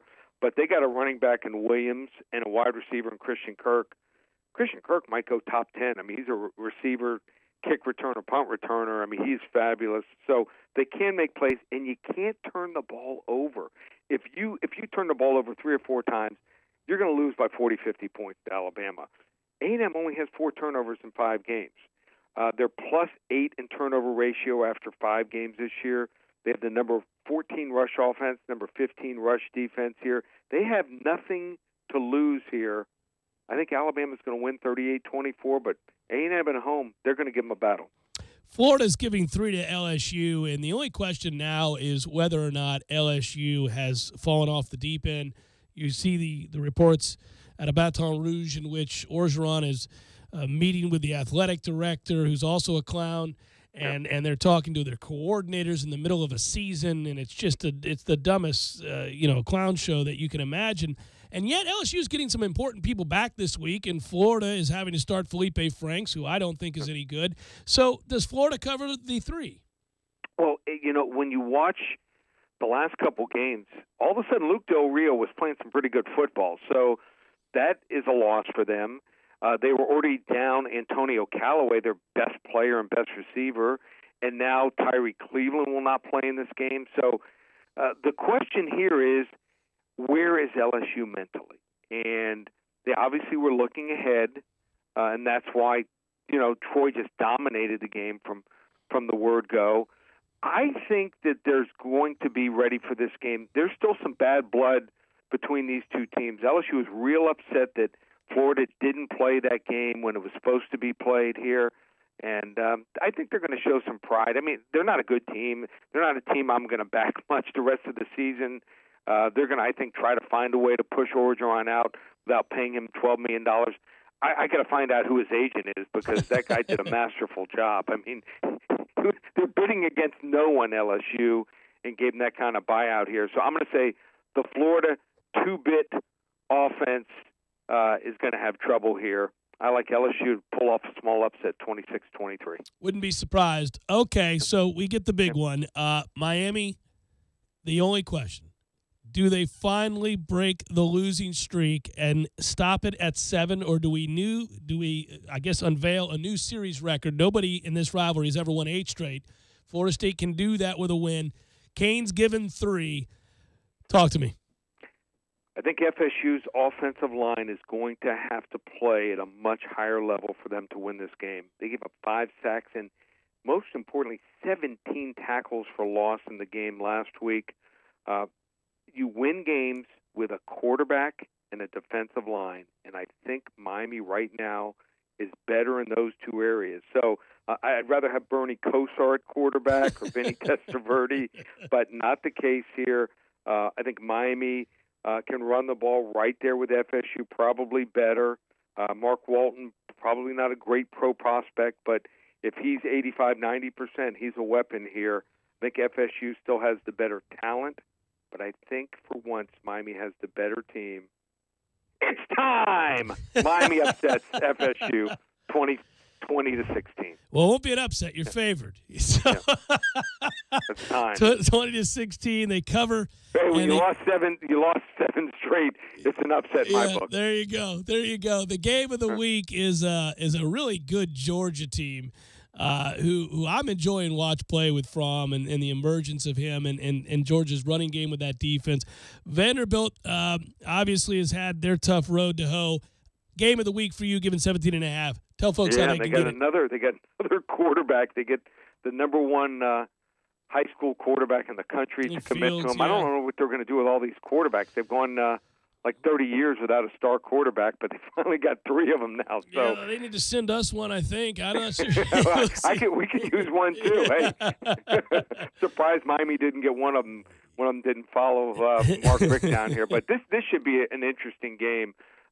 Georgia playing well. They're going to look to pay back Vandy, which beat them last year between the hedges. So if you want to get Georgia and Vandy, just call 800-400-9741. We'll give you the game for free. You want to get, how about this, my college football game of the year.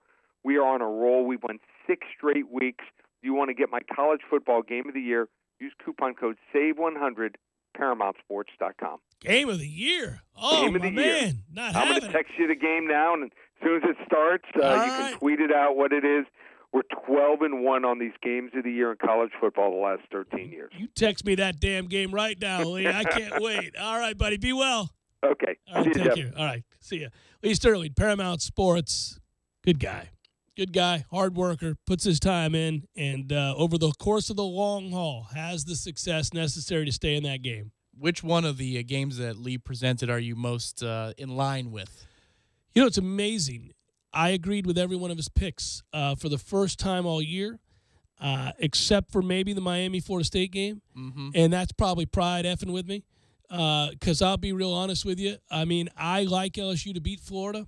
I think A&M is going to cover against Alabama. I didn't earlier in the week, but I had to pick a game on our Man Cave show. Right. I never liked that game. I thought about it more, and I think A&M does hang in there against Bama. They'll lose, but they'll be there. I think Nebraska covers against Wisconsin, and I think Auburn's going to crush Ole Miss. I really liked every one of his picks. I don't know what he's going to do with that Georgia-Vandy game because I'll tell you what, that hook is evil. Vandy, because they got beat so bad, so I'll add on to the talking point. Vandy got beat so bad by Alabama that everybody just gave up on Vandy, but it was last week that I thought Vandy would cover against Florida, and they very well should have. That's a weird game. Vandy's defense is a little salty. They're not terrible the way that Bama made it look. Really, that defense got exhausted because Vandy can't score. Not against Bama. Right. The question is, how intense does Georgia's defense play? That's right. And does Vandy score in any game that you're going to look at the number with Vandy this year in the SEC? And there are exceptions. Like I took Alabama to cover. You and I both jumped all over that because I said aloud several times over, how does Vanderbilt score against Alabama? Name the way. They couldn't. And then it just snowballs from there. But most teams in that conference, all teams in that conference are not Alabama. In fact, there's a huge step down. Now, Georgia's closer to Bama than most are in that league. They're not Bama, but they're closer than not. So what you have to decide is, can Vanderbilt score 14 points? Can Vanderbilt score 21 points? If the answer is yes, well, now you're going to tell me that, Georgia has to beat Vanderbilt basically, 50-21 or something like that. You know what I mean? The game has to get away from Vandy in a way that sees them give up a ton of points. Yeah. If they're able to score 20, if they're able to score 17, that kind of thing. At this point, you'd say Georgia to cover has to win 38-17. Right. Percentage chance Georgia scores between 38 and 45 points. Right, that's what I mean. And there's a percentage chance of your bet, coming out on the good side. Right, that's what I look at when I go that game. it. No, I'm not touching it either, but those are the things you look at. Like, immediately you think, can Vanderbilt score 14? Well, if Vanderbilt can score 14, that means Georgia's got to score more than 31. Okay, well, can Vanderbilt score 17? Well, now we're talking Georgia's got to score 35, 38 points. Mm-hmm. So, yeah, you see where I'm going with that. And that's how you do these wagers. I'm not touching that game either because the answer is kind of yes to both, and I don't. I think Georgia covers, but I just, if they do, I'll say, well, that's too bad I didn't play it, but I'm glad I didn't play it. You can't bet every game. Good Lord. That's not how you do it. Bet.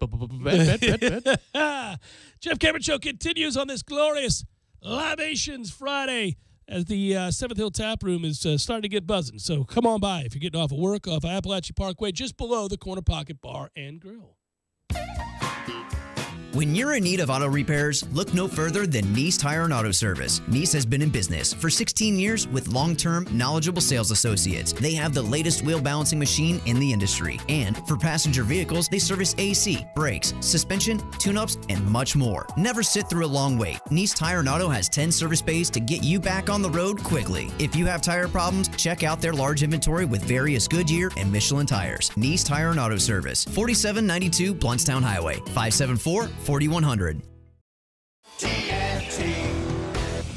Landowners, Mahindra's inventory clearance sale is going on now.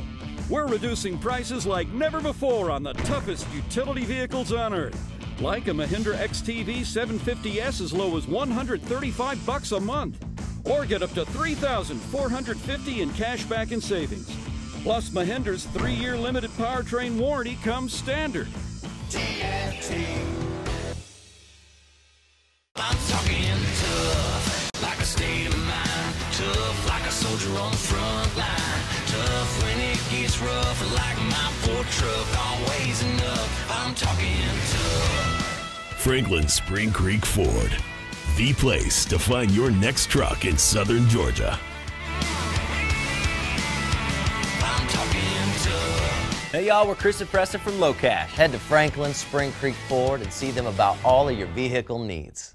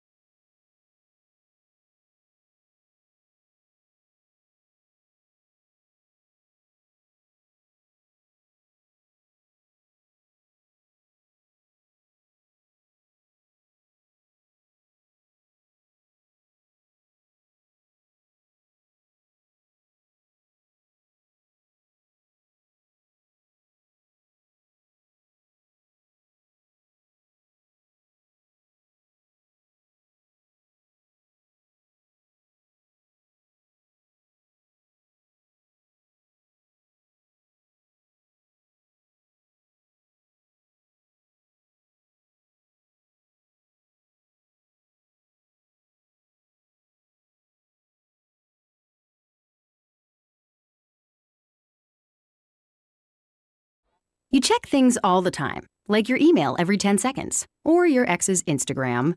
But what about checking something as important as your credit? Well, Discover makes it quick, easy, and best of all, free.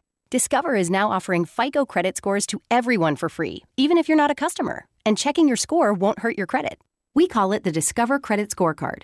And once you know your score, You should check to see if your current credit card is the best fit for you. Check your credit, compare your card. Go to discover.com/credit scorecard. Limitations apply. Get your weekend started right here on 97.9 ESPN Radio. Saturdays at 6 a.m. with Fishing Florida Radio. Listen to the three amigos, Boudreaux, Steve Chapman, and Captain Mike Ortega as they catch you up to speed on what's new and biting in the North Florida region. Big-time guests, celebrities, interviews, and 3 hours of the fishing info you need. Fishing Florida Radio is brought to you by Sea Quarters Marina off Highway 98 in Carabel. Sea Quarters Marina, your full-service marina, and presented by Hobbit American Grill, locally owned and operated since 1978.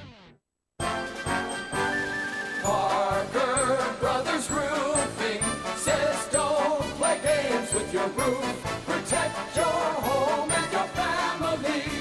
The Parker Brothers tell you the truth. We'll fix your roof, 'cause it's what we do. With quality, integrity, and pride. Parker Brothers Roofing, professional every time. Stay safe and dry inside.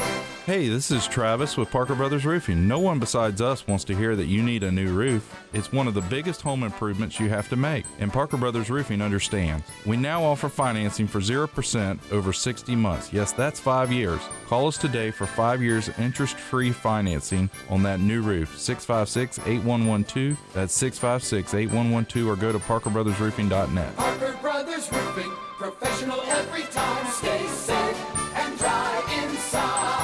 License number CCC 049350. Bill's Tree Service, we go out on a limb for you. Hey, this is Clay Culpepper with Miller's Tree Service. Summertime is here and storm season is right around the corner. We offer free consultations with a certified arborist where we meet with you and advise you on which trees are healthy, diseased, dead, or ones that may need trimming or even removal. Miller's Tree Service, we go out on a limb for you. Give us a call at 894-TREE.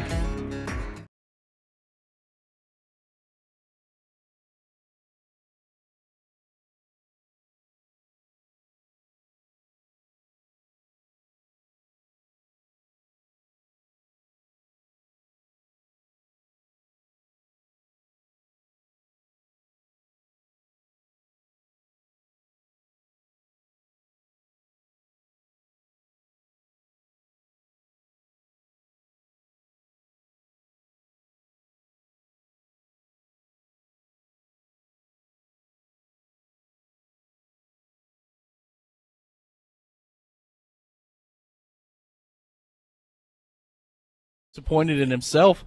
Well, for not hitting the Arlie Ermy button. I spent days being upset with him. I just didn't want him to know. I didn't think I'd, rub it in. Even worse, I thought, man, this is a rite of passage, and you were given the keys to the kingdom, and you blew it. You know, the best part of last segment, we're out here, and I get a text as you're wrapping up with Lee, and he goes, so about that game of the year, ...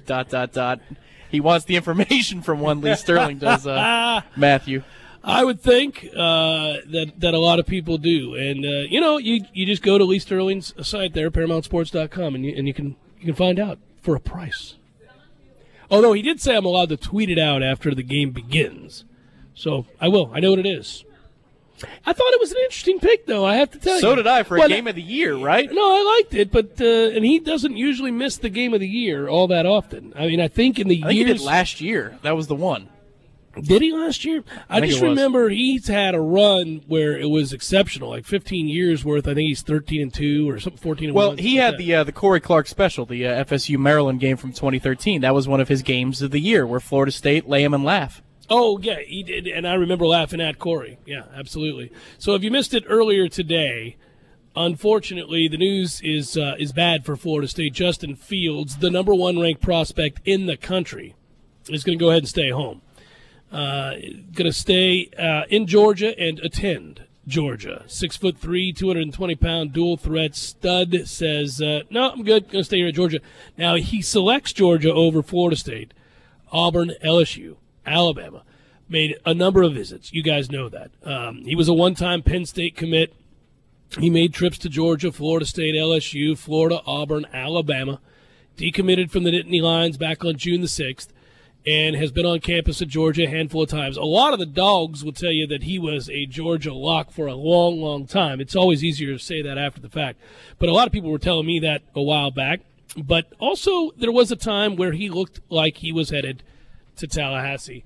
And, if you take it in the swing of what's happening here as of late, which is the frustration which is mounting around here, it's a lot of people look at it as another sign of a regression. Well, if you're looking to those who cover such things and cover them in depth and who are really, really good at what they do, they tell you that the communication broke down as the weeks wore on from the beginning of high school and college football season to where we are now. I don't know how that's possible. How the communication would break down unless the kid decided not to continue the communication, because it can't be, I wouldn't think, and this would be unforgivable, it can't be that it came from the coaches here. I mean, no, I'm not even trying to posit that or hint at that. It's always the kid will pick up his phone and call you, or pick up his phone when you call him if he wants to. Right. He'll respond to you. And what I mean by that is if you follow the visits and what Fields has done the last month, well, this was trending. And then if you also learn a little nugget that the coaching staff wasn't exactly aware of this decision to make his announcement when he announced that he would be deciding today between a myriad of schools, including Florida State and Georgia, that's never a good sign either. That tells you that communication had broke down a little bit. And the story with Fields had always been that his family was pulling him to stay in the state. Sure. I believe his sister's going to Georgia, and they're very close. But he and his dad, if they were talking about Florida State, they were talking about they'd come to Tallahassee because it was a business decision. Right, Jimbo Fisher churning out NFL quarterbacks. If it's family, I'm going to the hometown, and it's not a bad option. But if it's going to be a business decision, well, Florida State does run an offense that will put guys not only in the NFL, but they're going to get them paid first-round dollars. So this gets us to a larger point, which is, again, feeding and is fuel for the fire as to the concerns. Okay, that's true. And the situation Florida State currently finds itself in, though, is one in which they have been unable to protect the quarterback. Now, to counter that, to say that, listen, you mean to tell me that all of this time in which they're producing NFL quarterbacks, even those that have not gone on to have great success in the NFL, obviously Ponder hasn't, E.J. Manuel hasn't, clearly, obviously, Jameis Winston is having success, but beyond that, and he was sort of a transcendent player, they haven't been always so fruitful, but he gets them there, gets them paid, and thus the machine, right, it continues. Well, not if you can't keep them upright, not if you're leading the country in sacks given up, and not if you have the kind of miscommunications you're seeing with the offensive line. But the counter to that is from those in the know that, hey, actually, if you look, last couple of guys that we've had here, DeAndre Francois wasn't good at it last year, and now you get a true freshman who's probably not good at it just because he hasn't been here to be able to pick it up. They're getting themselves hit an awful lot, too, in that not checking to right protections or understanding those protections and understanding what they're looking at the line of scrimmage. But I don't think it matters because the optics are just bad. When you continually hear the statistic that Florida State has done this, and this, and you're projected, you're the number one guy, you got your choice of the litter, you may not choose to go to the place that's getting the kid killed that's under center. Well, I think also what's interesting to me is, let's say Fromm in Athens continues his progression, his rapid ascent into the conversation. He's playing well. He's not a superstar yet. I'm not even saying he's a Heisman candidate, but let's just say he becomes a front and center guy for a team that is – you talked last hour about Alabama and Clemson, and people are frustrated that there aren't any others. Well, Georgia might be an emerging candidate to be one of the others, that the SEC championship game might be interesting for the first time in a few years, that kind of thing. If he becomes the poster boy for an improving Georgia program as a true freshman, might that change the kid's opinion? I wonder if he says he's done now, but I mean, if Fromm takes off and he's a centerpiece player all the time, to a program on the rise that, who knows, makes the playoff because two SEC teams, you know what I mean? Yeah, it's just, I don't know though. I think if you're that good and you have that kind of belief in yourself and you're that talented, then you go, even in this situation, you say, I'm going to go in and win that job. I'm going to go in and win that job, and if I redshirt, that's fine too. We'll do what's best for my career. But Fromm isn't one of those players who so far you say, wow, good luck getting the job from him. No, I'm not saying that at all, but Justin Fields did indicate in his recruitment that he is looking at the current quarterback situation. It's not as though the depth chart is going to be the final decider, but he's going to look at the depth chart and see about when he can play. Have to. But, the situation here is a true freshman starting currently, a freshman starting there at Georgia as well. I do have a feeling, and I've said this all along, and this is actually the bright spot of the season, unless we're just going to continually decline, which I refuse to believe is going to be the case, and if so, then we'll address that differently. But I believe by the time we're done talking about this at the end of the year that we're going to feel very good about our quarterback situation at the very least with James Blackman. I mean, we may be upset about any number of other things, but it won't be Blackman. Well, let's just say we're happy about the situation with James Blackman and his potential, and for argument's sake, quality depth behind him in DeAndre Francois. I mean, if he can get help. Right. Well, they're not going to hit him in spring, so let's say he can participate in spring. Well, now you have a competition in spring. Then you have a competition in the fall. And I see you nodding, but I mean, they could elevate each other's play. You know what I mean? Like, the situation is not dire here. Well, and also it's just been this is part of the overall exhaustion and frustration with the season and last year and the situation we find ourselves in, and some of the question marks. Listen, go all the way back to DeAndre Johnson. Go to Malik Henry. Go. People say, how does Florida State find themselves in this situation? Well, did they whiff on J.J. Cosentino? Yes, they whiffed on J.J. Cosentino. I mean, he took a flyer on a kid. He may not have even thought that kid was going to emerge, but needed the numbers, needed, quality. Yeah, he was projected to be a QB3 anyway. You take a chance on the potential with talent, size, arm strength, that kind of stuff. He doesn't know how to play the game because he was asked to run a lot in high school. Okay, fine. We'll groom him. He's not expected to come in here and play right away. He's not that kind of a prospect. Fine. Well, it didn't work out. I mean, if you go to a true freshman after your starter goes down this year, then it clearly didn't work out. JJ's been here for half a century. He has no idea apparently what he's doing, or else we would have gone to him. So that's fine. It's frustrating, but that's not the only reason we find ourselves in this position. We find ourselves in this position because DeAndre Johnson and Malik Henry, for various reasons, obviously one got kicked out of school and the other one, and rightfully so. Right. And the other one, had a myriad of problems and we told to have a good day. Well, again, just to rehash history very quickly, the DeAndre Johnson was a stunner. You do your due nobody diligence thought on a kid. that could happen. The Malik thing, they took a chance They took a risk, despite immaturity. Knowing they had Francois and DeAndre Johnson. But now you don't have DeAndre Johnson. And Francois hurt, correct, and JJ didn't work out, and it all adds up to we have to start a true freshman who's been here for like an hour. All logical reasons to why we're starting a true freshman quarterback. And all reasons why frustration continues to grow and why you think, man, every time I look, something is going south, and I can't.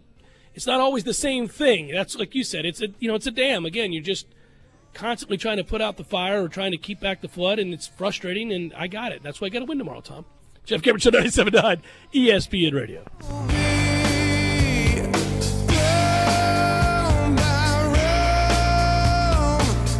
When you're in need of auto repairs, look no further than Nice Tire and Auto Service. Nice has been in business for 16 years with long-term, knowledgeable sales associates. They have the latest wheel balancing machine in the industry. And for passenger vehicles, they service AC, brakes, suspension, tune-ups, and much more. Never sit through a long wait. Nice Tire and Auto has 10 service bays to get you back on the road quickly. If you have tire problems, check out their large inventory with various Goodyear and Michelin tires. Nice Tire and Auto Service, 4792 Bluntstown Highway, 574-4100.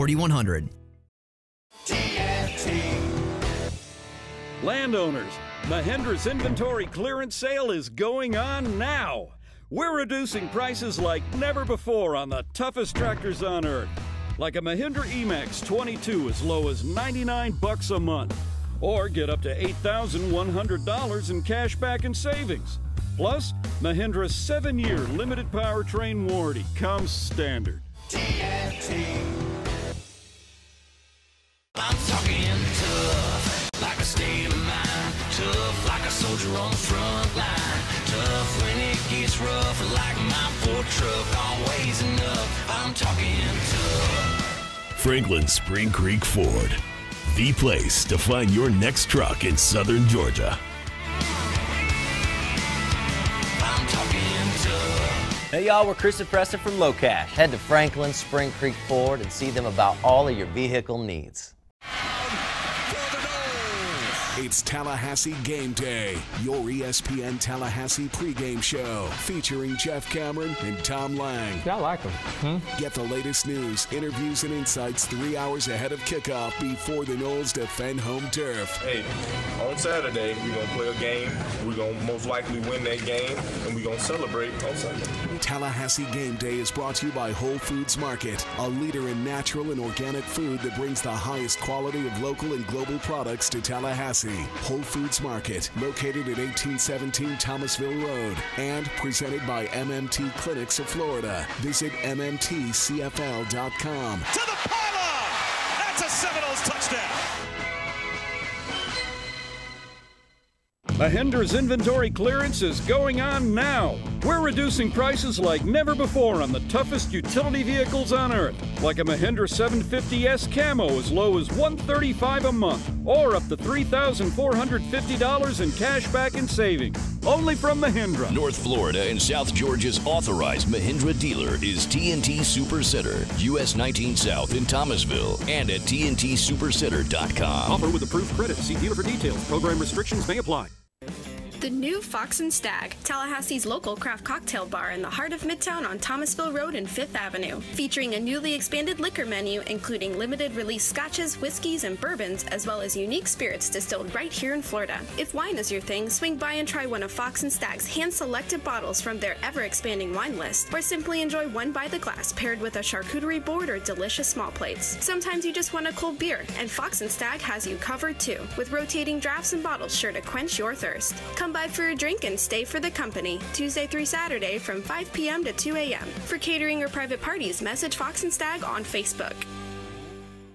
Have you ever noticed when you report an accident or a claim to an insurance company, they are very eager to get you to one of their approved body shops. They say that they guarantee the shops work, but what they're really saying is the shop works for them, not the customer. So choose a shop that is working for and looking out for you, someone you trust. It's your choice. Lisa's Paint and Body. License number MP46050. Bill's Tree Service, we go out on a limb for you. Hey, this is Clay Culpepper with Miller's Tree Service. Summertime is here and storm season is right around the corner. We offer free consultations with a certified arborist where we meet with you and advise you on which trees are healthy, diseased, dead, or ones that may need trimming or even removal. Miller's Tree Service, we go out on a limb for you.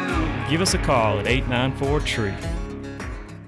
Hi, Chris Kraft for Kraft Nissan. Once again, all of you with stellar credit ratings, congratulations. And this message is not for you. All year I've been talking about our New For You program to assist good people with dings in their credit. And just last week, a friend of mine came into my office worried about his own credit rating. But thanks to our New For You program, you guessed it, he drove away in a brand new Nissan Altima. We are proud of the fact that we have helped hundreds of people that were previously limited shopping little used car lots where they overpaid, got huge finance charges, and had very few choices on cars to purchase. Some of those lots may actually hurt your credit more than they could ever help. So remember, credit score under 600? Come on in. Recent bankruptcy? Come on in. Recently divorced? Come on in. Think you have a financial problem we've never heard of? Come on in to Kraft Nissan. And come see the one dealer in Tallahassee that can really help you out. Come see the cars that everyone wants at the hottest dealer in town, Kraft Nissan. And remember, if you don't see the Kraft tag on your car, you paid too much, way too much. Kraft Nissan on Mahan Drive between Academy Sports and Costco, or visit us on the web at craftnissan.com.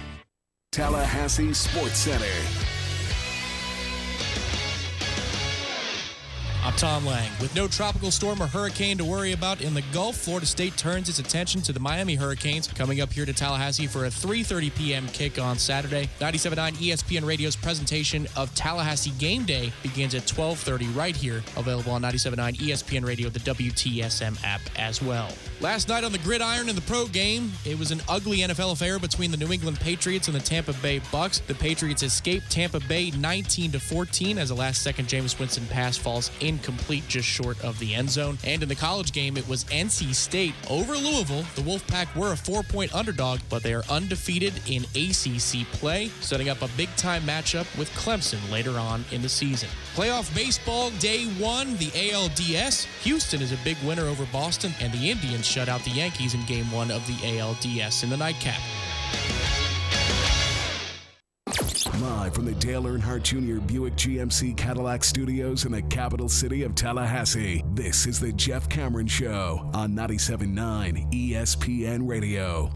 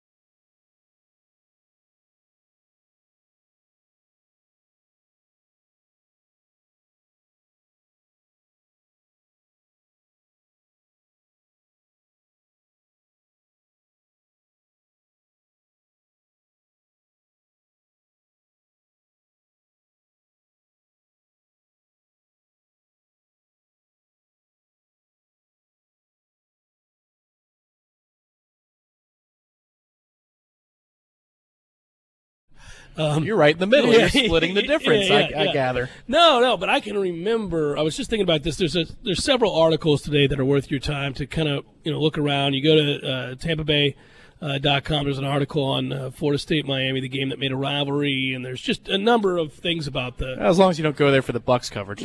So the point would be this. You feel about this rivalry in these games over the years very differently as you experience them.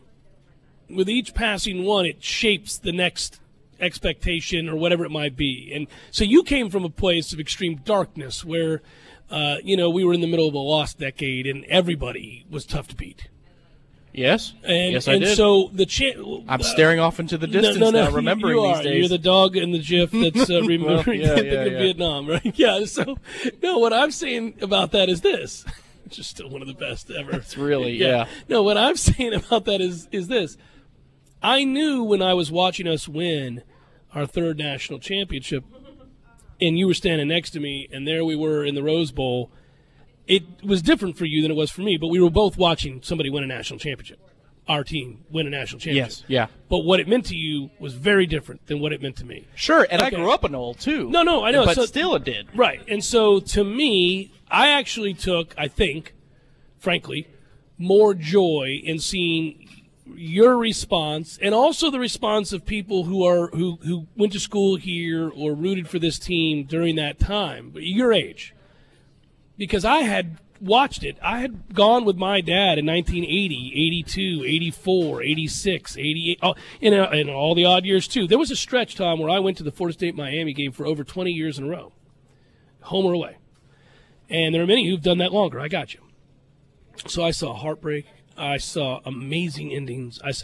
And it led to a hatred that was really uncomfortable in retrospect. They're still, to me, the chief rival. But it's in perspective now. It's in the rightful place. I want to own them. I want the Platinum Bohica to happen so bad I can taste it. Man. It's all that stuff. We have the GIF for this one if it could just happen. If it could just happen. All of those things, that's true. I want it. But it changes where you place that in your life. It changes. And so it's okay. So the point is, we were there at that Rose Bowl, and I watched you, and I thought, that's awesome. Good for him. I saw our 99 championship. I was at our 93 national championship, and I was at every other one that we tried to get, and all that. And then this one. I'm here for this one, and this is great. This, for you, was your first. You saw that, and it was amazing. And it came after such a dire stretch in Florida State lore. Well, for Florida State Miami, for me, man, that goes, you're talking about the entirety of the 80s, the entirety of the 90s, from 2000, 2010 to where we are now. We're almost 2020. It's getting weird. It's getting weird for me to say that I've gone to 40 years worth of Florida State Miami games. And when I think about it now, I think about it in the way that allows me to say, for all the things that I really loathe about Miami, I see why we need them.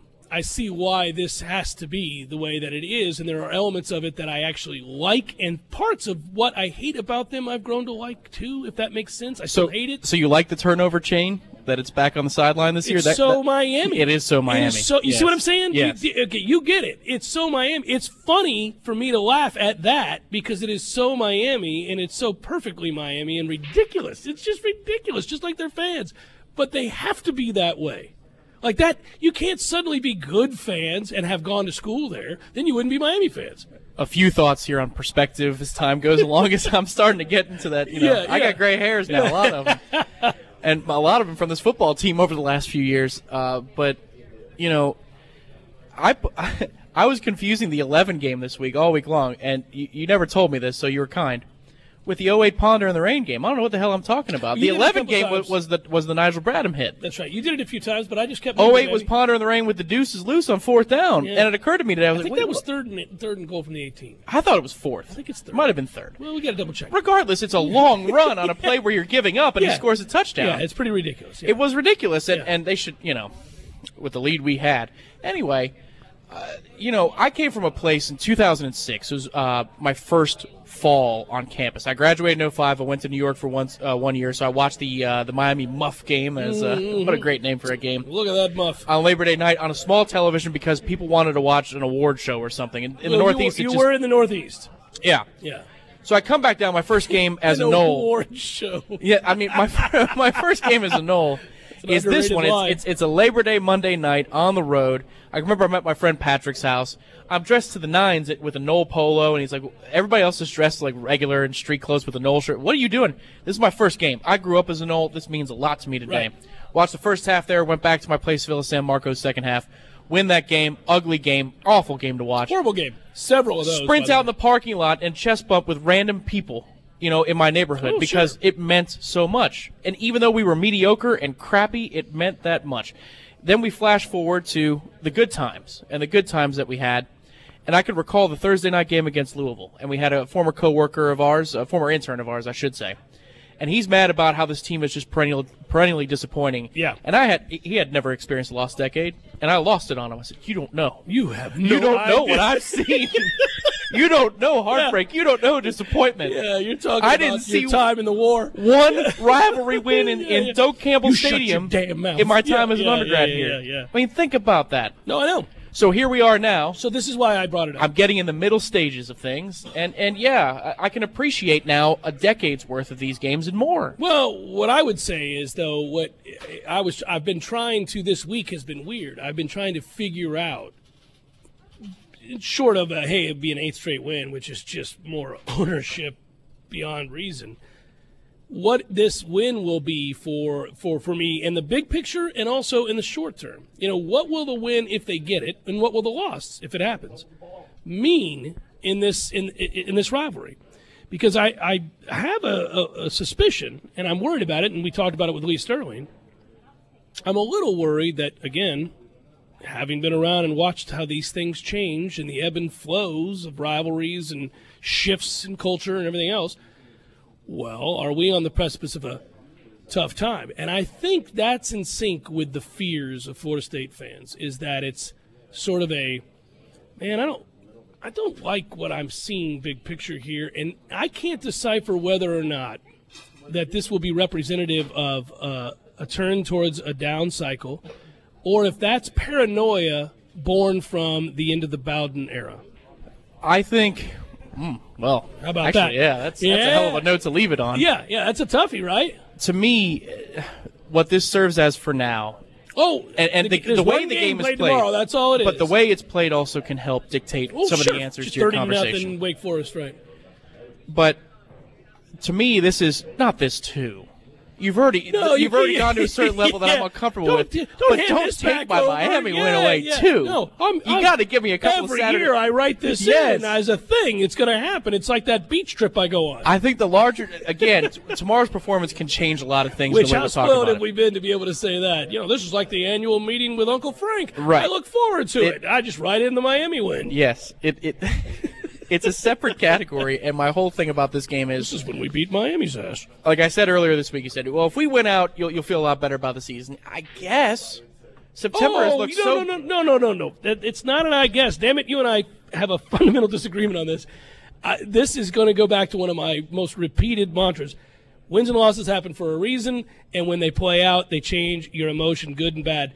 If Florida State, and this is a giant if, by the way, wins out, Tom, you damn right it will change your outlook on the season. Now, it may not allow for you to ignore all of the disjointed nonsense that's occurred up to this point, and I concur with that sentiment. What I'm saying is you will absolutely feel different about this season if this is the beginning of a long winning streak that would include wins over Miami and Clemson and Louisville and Florida. You're telling me that's not going to shape the way you view the season? You're damn right it would. It would shape the way I viewed the season, but I'm not going to forget because this is the fool me twice, shame on me year. I agree, man. And that's what I can't. You can't let that go.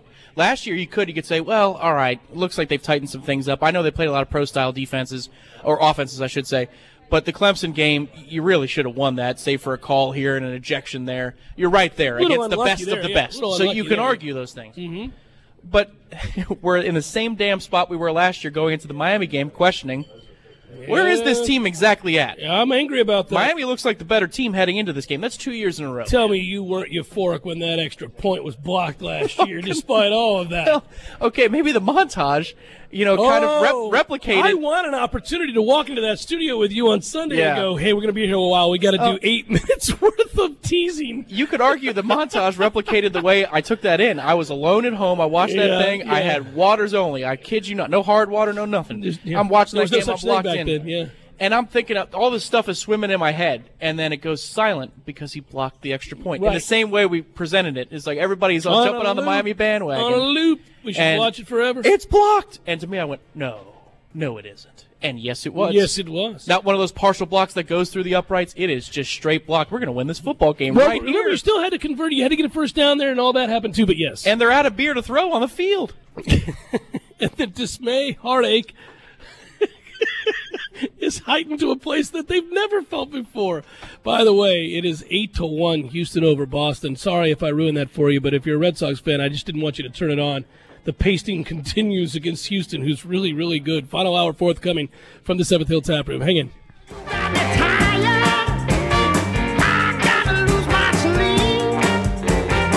When you're in need of auto repairs, look no further than Nice Tire and Auto Service. Nice has been in business for 16 years with long-term, knowledgeable sales associates. They have the latest wheel balancing machine in the industry. And for passenger vehicles, they service AC, brakes, suspension, tune-ups, and much more. Never sit through a long wait. Nice Tire and Auto has 10 service bays to get you back on the road quickly. If you have tire problems, check out their large inventory with various Goodyear and Michelin tires. Nice Tire and Auto Service, 4792 Bluntstown Highway, 574-4100.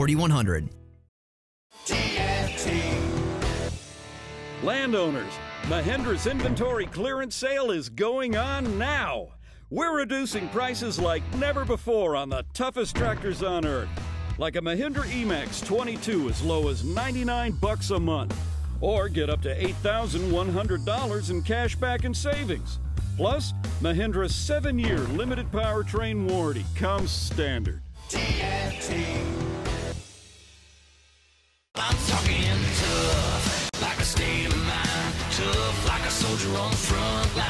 Tough when it gets rough, like my Ford truck. Always enough, I'm talking tough. Franklin Spring Creek Ford, the place to find your next truck in southern Georgia. I'm talking tough. Hey y'all, we're Chris and Preston from Low Cash. Head to Franklin Spring Creek Ford and see them about all of your vehicle needs. And all 17 syllables were dry heaves? You're so parched. You know it. I know it. The entire radio knows it. Just admit it. You want a Mountain Dew. Your mouth feels like it just inhaled the insides of a punching bag, and the only remedy is that neon green potion. Right now, your mouth could be tongue bathing in the refreshing citrus kick of Mountain Dew. Instead, it feels like you've been motorboating King Tut's sarcophagus. Show some mercy. Crack open an ice-cold Mountain Dew. You know your mouth wants you to. Do the Dew. Nothing quite beats authentic Italian food and a Pepsi. Indulge your taste buds and experience all the flavor of Italy right here in Tallahassee. Visit Urban Food Market today, located in the center of Tallahassee. Urban Food Market, proud to serve Pepsi.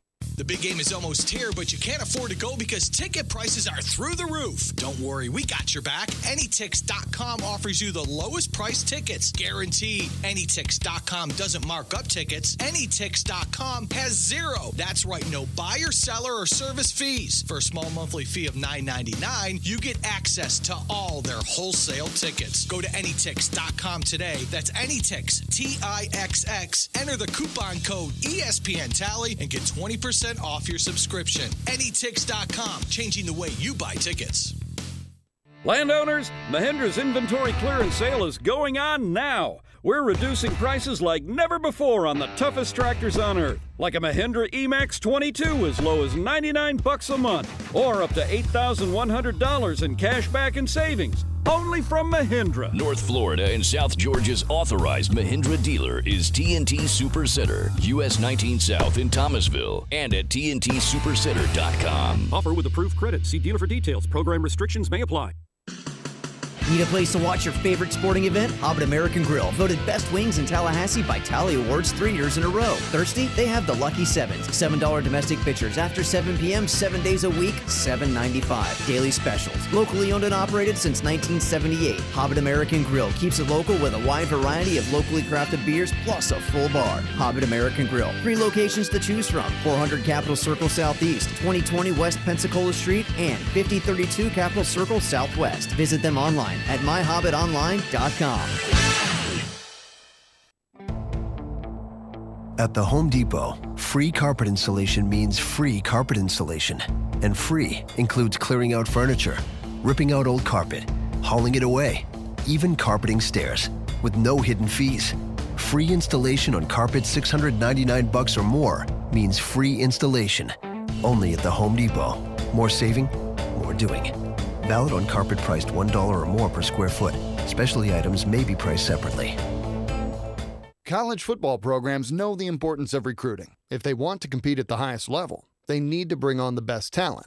People who have the skills and drive to be a success. The same is true in business. Recruiting is vital. And with ZipRecruiter, you'll have a smarter and simpler way to assemble your own winning team. With just one click, you can post your job to over 100 job boards. Then ZipRecruiter's matching technology identifies relevant talent fast. 80% of employers who post on ZipRecruiter get a quality candidate through the site within 24 hours. And your ZipRecruiter dashboard helps keep everything in one place. So it's easy to review and rank the candidates with the best experience. You'll be building a powerhouse program in no time.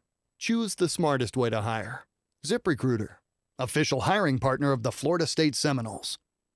For your free trial, go to ZipRecruiter.com/GoNoles. ZipRecruiter.com/GoNoles. Once again, for a free trial, go to ZipRecruiter.com/GoNoles. Might I suggest the chicken taco salad from Bandito's Burritos, my friend? Broadcasting live from the Dale Earnhardt Jr. Buick GMC Cadillac Studios. This is 97.9 ESPN Radio, WTSM, Woodville, Thomasville, Tallahassee. Tallahassee Sports Center. I'm Tom Lang. With no tropical storm or hurricane to worry about in the Gulf, Florida State turns its attention to the Miami Hurricanes, coming up here to Tallahassee for a 3:30 p.m. kick on Saturday. 97.9 ESPN Radio's presentation of Tallahassee Game Day begins at 12:30 right here, available on 97.9 ESPN Radio, the WTSM app as well. Last night on the gridiron in the pro game, it was an ugly NFL affair between the New England Patriots and the Tampa Bay Bucks. The Patriots escaped Tampa Bay 19-14 as a last-second Jameis Winston pass falls incomplete just short of the end zone. And in the college game, it was NC State over Louisville. The Wolfpack were a 4-point underdog, but they are undefeated in ACC play, setting up a big-time matchup with Clemson later on in the season. Playoff baseball day 1, the ALDS. Houston is a big winner over Boston, and the Indians shut out the Yankees in game 1 of the ALDS in the nightcap. Live from the Dale Earnhardt Jr. Buick GMC Cadillac Studios in the capital city of Tallahassee, this is the Jeff Cameron Show on 97.9 ESPN Radio.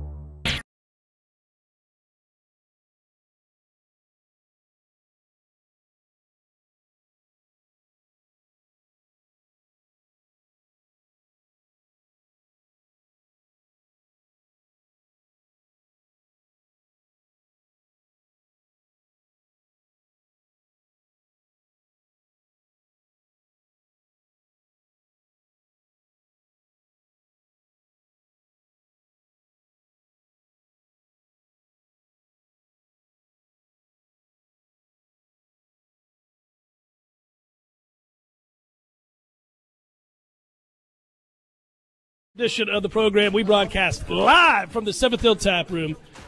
You haven't been here, man. You should really come. It's really cool. It's on Appalachia Parkway, just underneath the Corner Pocket Bar and Grill. The 7-in-a-row tap room for one more day.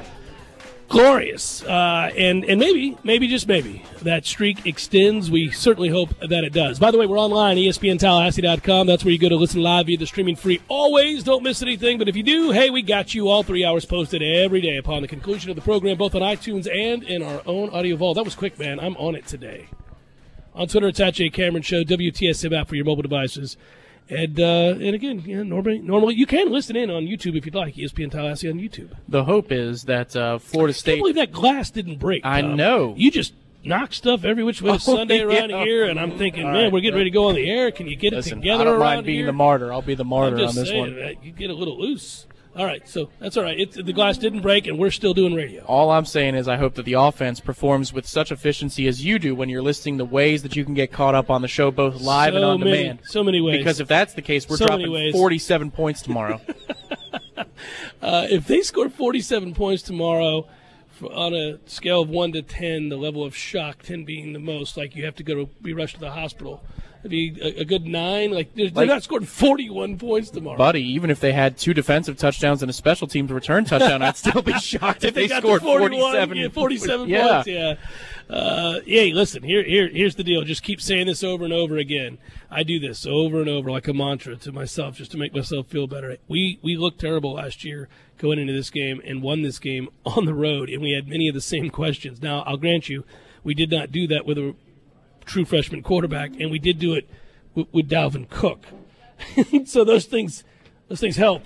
There is no Dalvin Cook, and there is no redshirt freshman in DeAndre Francois. And I got to give DeAndre Francois credit here. We spent a lot of time in the last few weeks talking about that injury and what it meant for the season and how it curtailed certain expectations. And I said during that time, of course, that I thought maybe we never see him again as a starting quarterback because what will emerge is a James Blackman who gets better every week and has a higher upside. And I'm still leaning towards that. But what was implied with that to some people was that I thought very little of DeAndre. And while he has holes in his game and he struggled at the line of scrimmage to kind of check to certain plays, and we didn't do things as efficiently as you'd like in Jimbo's offense or as needed. And he has some accuracy issues and all those things. It is abundantly clear, though, that he had a much better grasp and really a handle on the moments, the series-to-series moments, the huddle moments, the overall run of the offense. And that's true. You're going to have that over a true freshman who just got here, of course. But I guess what I'm saying is the steps he took and the maturity that he showed over the course of last year is really all that much more apparent now that we don't have it. Absence makes the heart grow fonder. There's no doubt. Right now, you go, boy, wouldn't you feel a lot better right now if DeAndre Francois was rolling out there tomorrow? And I have to confess that maybe the way that I suggested Blackman would take hold of this job, and I still think he will, and I still think he's good, and I still think his upside's better, that maybe it dismissed a lot of what Francois brought to the table. And I didn't mean to do that, and I'm really well aware of it right now. Well, he's got throws in his arsenal that DeAndre doesn't. There's no doubt about that. No doubt. But you're talking about grasping of moments and teammates and dynamics and the offense and being able to slow things down. And confidence. There's a lot of confidence that he brought to the table, even when things were going south. It manifests itself with the usage or lack thereof of the middle of the field between the hash marks. And this is a discussion we've had on various platforms this week about over and over and over again. What FSU needs to do tomorrow. This might not be the week where if you're James Blackman, you want to experiment and live between the hash marks and test that linebacker level that the Hurricanes boast, and they do boast them because they're quite good. Mm-hmm. However, you have to scheme up some plays that intermediate throws over the middle are going to be open, or else Miami's just not even going to defend that part of the field. They're going to key always to the perimeter. They're going to key deep. I mean, they see the same film that we saw out of high school, and then also the first couple of games of James Blackman's career. What throws does he like? He likes perimeter throws. He likes perimeter throws down the field, and he likes deep throws down the middle of the field. So you would think defensively Miami's going to try and force him to make decisions where he doesn't want to throw the ball. it'll just be interesting to me tomorrow to see how the strategies, collide on the field, which is what everybody wants to see. But how does James Blackman handle adversity, success, the adrenaline of this rivalry? He's from the southern part of the state. He's from Glade Central. So, whether or not he's got other true freshmen lining up across from him, I doubt it. But this is a game that means a lot to the entire state of Florida, and we've had a lot of quarterbacks that weren't indigenous to this state recently, and it didn't mean as much. But to him, a lot it does. of creatures have been found in South Florida that are also not indigenous to this state. We're finding them left and right. Crocodiles, the killer crocs, snakes every which way to Sunday. You're right.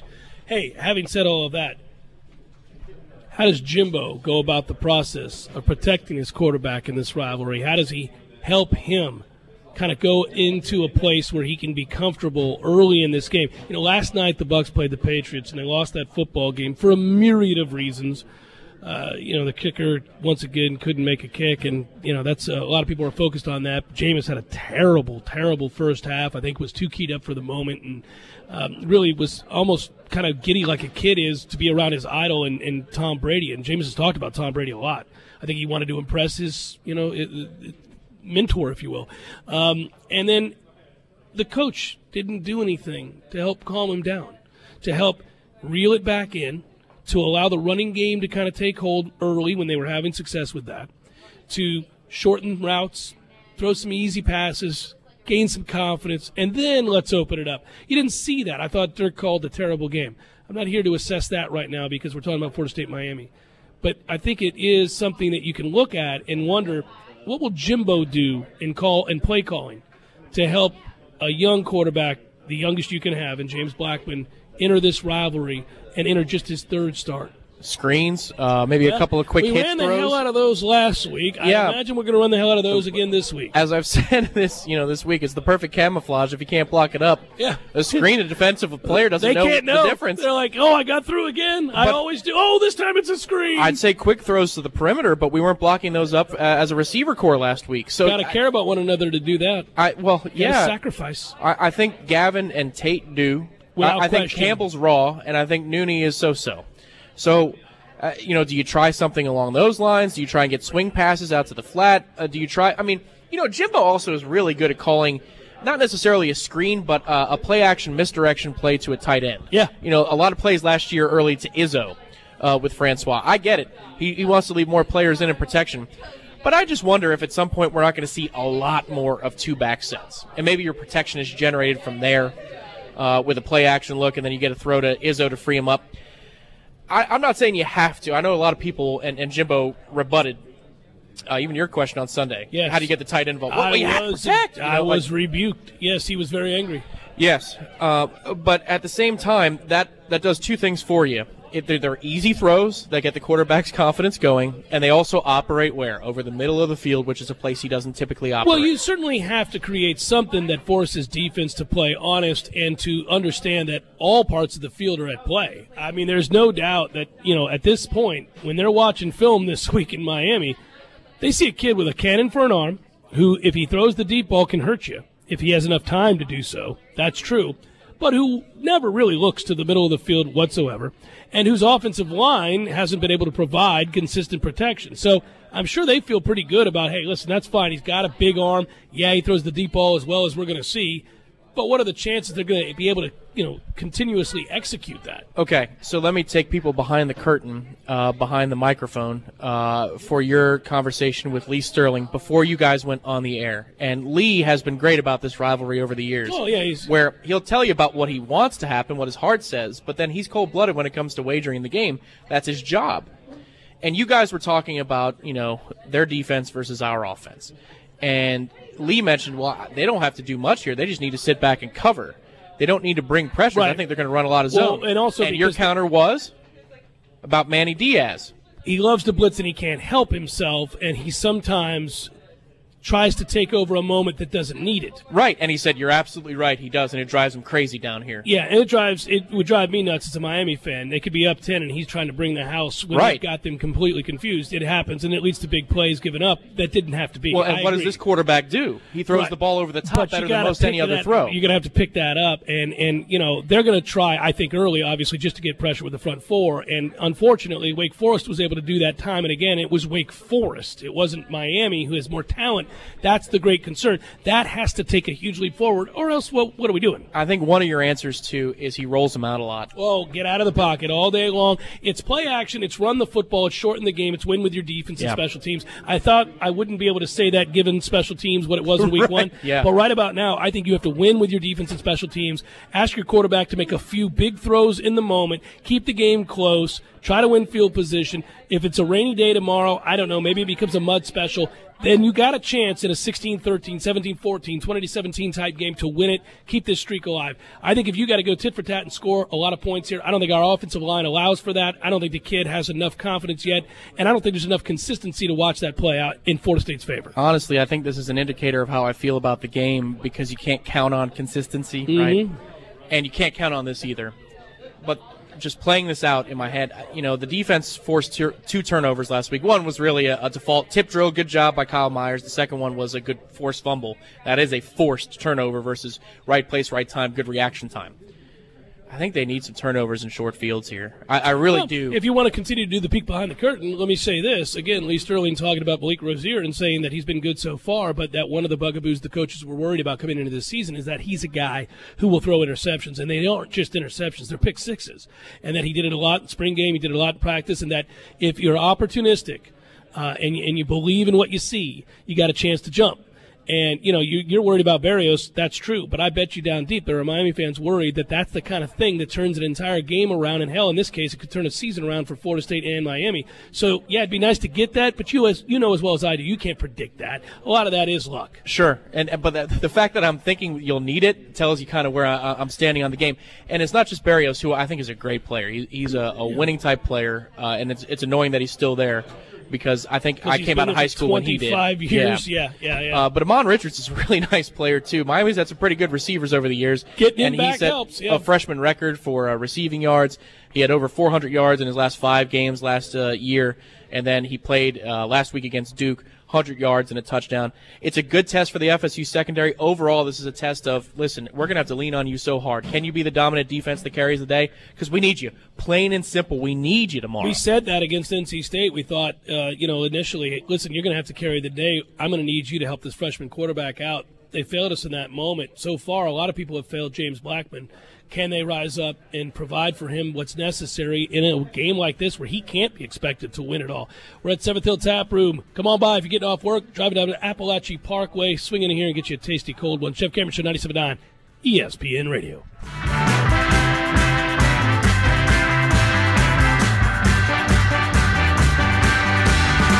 Can we be there? Oh, just think of the time. When you're in need of auto repairs, look no further than Nice Tire and Auto Service. Nice has been in business for 16 years with long-term, knowledgeable sales associates. They have the latest wheel balancing machine in the industry. And for passenger vehicles, they service AC, brakes, suspension, tune-ups, and much more. Never sit through a long wait. Nice Tire and Auto has 10 service bays to get you back on the road quickly. If you have tire problems, check out their large inventory with various Goodyear and Michelin tires. Nice Tire and Auto Service, 4792 Bluntstown Highway, 574-4100. Landowners, Mahindra's inventory clearance sale is going on now. We're reducing prices like never before on the toughest tractors on earth. Like a Mahindra Emax 22 as low as $99 a month. Or get up to $8,100 in cash back and savings. Plus, Mahindra's 7-year limited powertrain warranty comes standard.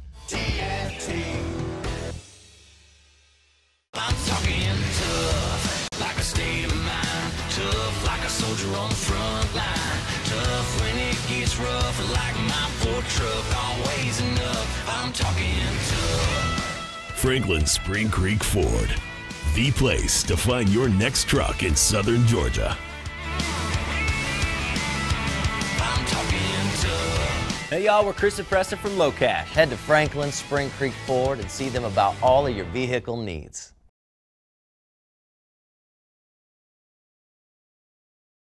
Four essential ingredients to brew Bud Light: barley, rice, water, and hops. But this is a 30-second commercial. So here's the sound of barley malting.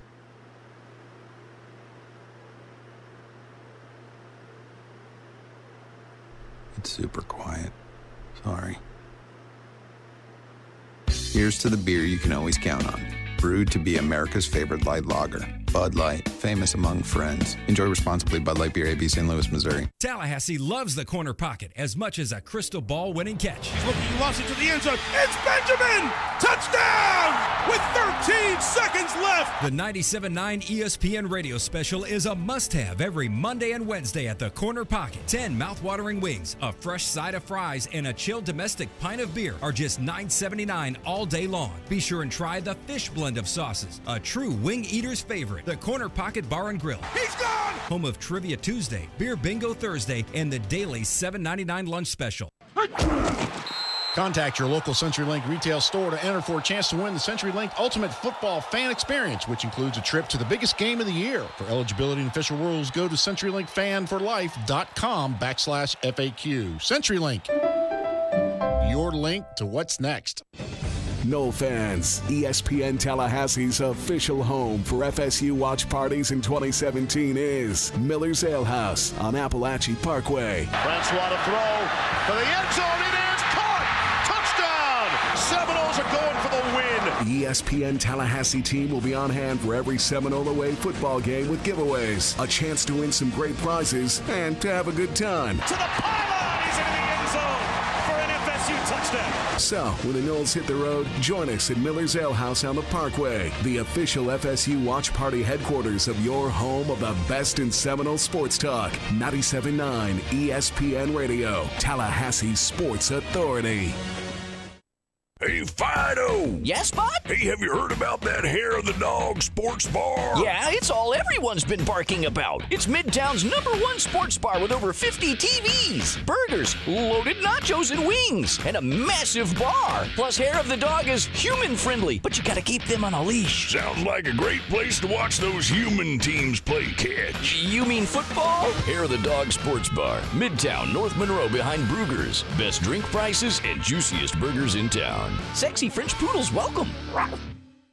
It's fall at JCPenney. Time to refresh your closet. This Thursday through Monday, get Levi's lowest prices of the season on 514 straight fit jeans for guys, $36.99. And select Arizona booties for her for $35.99. Plus, save an additional 50% off clearance prices already reduced by 60 to 80%. And get an extra $10 off with your coupon. Hurry in now. JCPenney. Coupon valid 10/5 to 10/9. Levi's and other brands excluded from coupon. Clearance selections vary by store while supplies last. Savings off regular and original prices. Intermediate markdowns may have been taken. See store or JCP.com for details. Season refers to 9/27 to 10/18.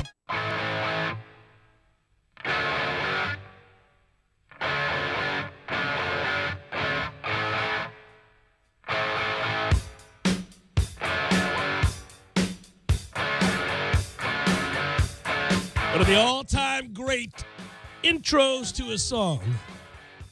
Kind of just invite you to come along for the ride. Libations Friday. Loosey-goosey edition of the program continues now from the 7th Hill Tap Room. If you're getting off work and you're ready to begin your weekend, roll down Appalachia Parkway and find the 7th Hill Tap Room underneath the Corner Pocket Bar and Grill. And you will walk into a lovely joint with ample choices, as we like to say, of Florida's best craft beer. And freshest to boot. So, good stuff. 14 self-serve taps, and from 4 to 7 p.m. today, hey, we're in the window. Right now, we are operating in this window. Good window. Buy one 32-ounce can Crowler, get the second one half off. No glass, no problem for tailgating tomorrow. There you go. Big-ass Crowler. That's right, big-ass. Do some things. When you pop it open, it goes, kunk. I think you nailed that. That was really well done. Hey, by the way, last night I took the Patriots to beat the Bucs. The Bucs almost beat the Patriots. That was weird game management by the Patriots at the end there, too. Lots of things were weird about this game. I don't know that either coach had a great day, and there were pockets of problems for almost every segment of the team for Tampa Bay, but same with the Patriots. Really weird. Weird game. But the reason I bring it up is my mom took the Bucks and I took the Patriots. So that evens us out. And I hate getting even in that way. Cue it up, sir. Let's get to these head-to-head picks. And now for another edition of the Family Pick. Nick. Go to your room! Ma, the meatloaf! Take it away, Jeffrey. All right, Mama, we'll have to get past the tough loss last night. The Bucks are 2-2, and they get extra time to rest, get some guys healthy, and head off to Arizona, where if they're healthy and playing well, they should get a win. But it's the NFL, so you never really know. I won't count my chickens. I know. That is the truth. Yes, I tell you what, that game last night was it was just a shame because we did have a lot of opportunities that we didn't take advantage of, and Cameron Brate he did catch that touchdown in the end zone there towards the end that helped us get, to still have a chance, but he never drops balls, and he dropped at least 2 or 3 last night that were right to him. I just couldn't understand it. He dropped 5. But, did he? Well, but yes, there are 2 that are very well contested. But you're an NFL tight end, and when one of them hits you in the hands, you got to catch it. Well, the touchdown pass you got to catch. It's a got to dime. catch that. I know. I was very disappointed because I really like him, and I learned a lesson last night, Mom, on the Scuttlebucks broadcast that Tom and I do. I went on and on about how impressed I was with Cam Brate's growth. So I won't do this anymore. I'm not going to talk about somebody taking steps forward if that's going to be the case. I know. You jinxed him. I'm telling you. Oh, Jets, my gosh. Well, Jets anyway. at the Browns, Mama. Let's get to these games. Jets at the Browns. All right. Very good. Okay. Jets at the Browns. Oh, Jets at the Browns. Jets. Boy, you say that with such certainty. Well, no, I don't. But I was trying to get serious here and get back in my picking mode. But anyway, that's a terrible game. But the Cleveland, bless their hearts. I'm picking the Jets. Tom, I'm going to take the Cleveland Browns to get their first win of the year. We're going to go with the Cleveland Browns to get a win here. I don't like either team at all. No. But I'll take my chances with Cleveland finally rising up and getting a win. The Panthers are at the Lions in a good game. That is a really good game. I'm taking Detroit. Me too. I'm taking Detroit as well. So we've got 49ers and Colts. That's another not a very good game. I'm taking Indy. Golly, these 2 teams. I know. The only reason I'm taking them is because they're home, I think.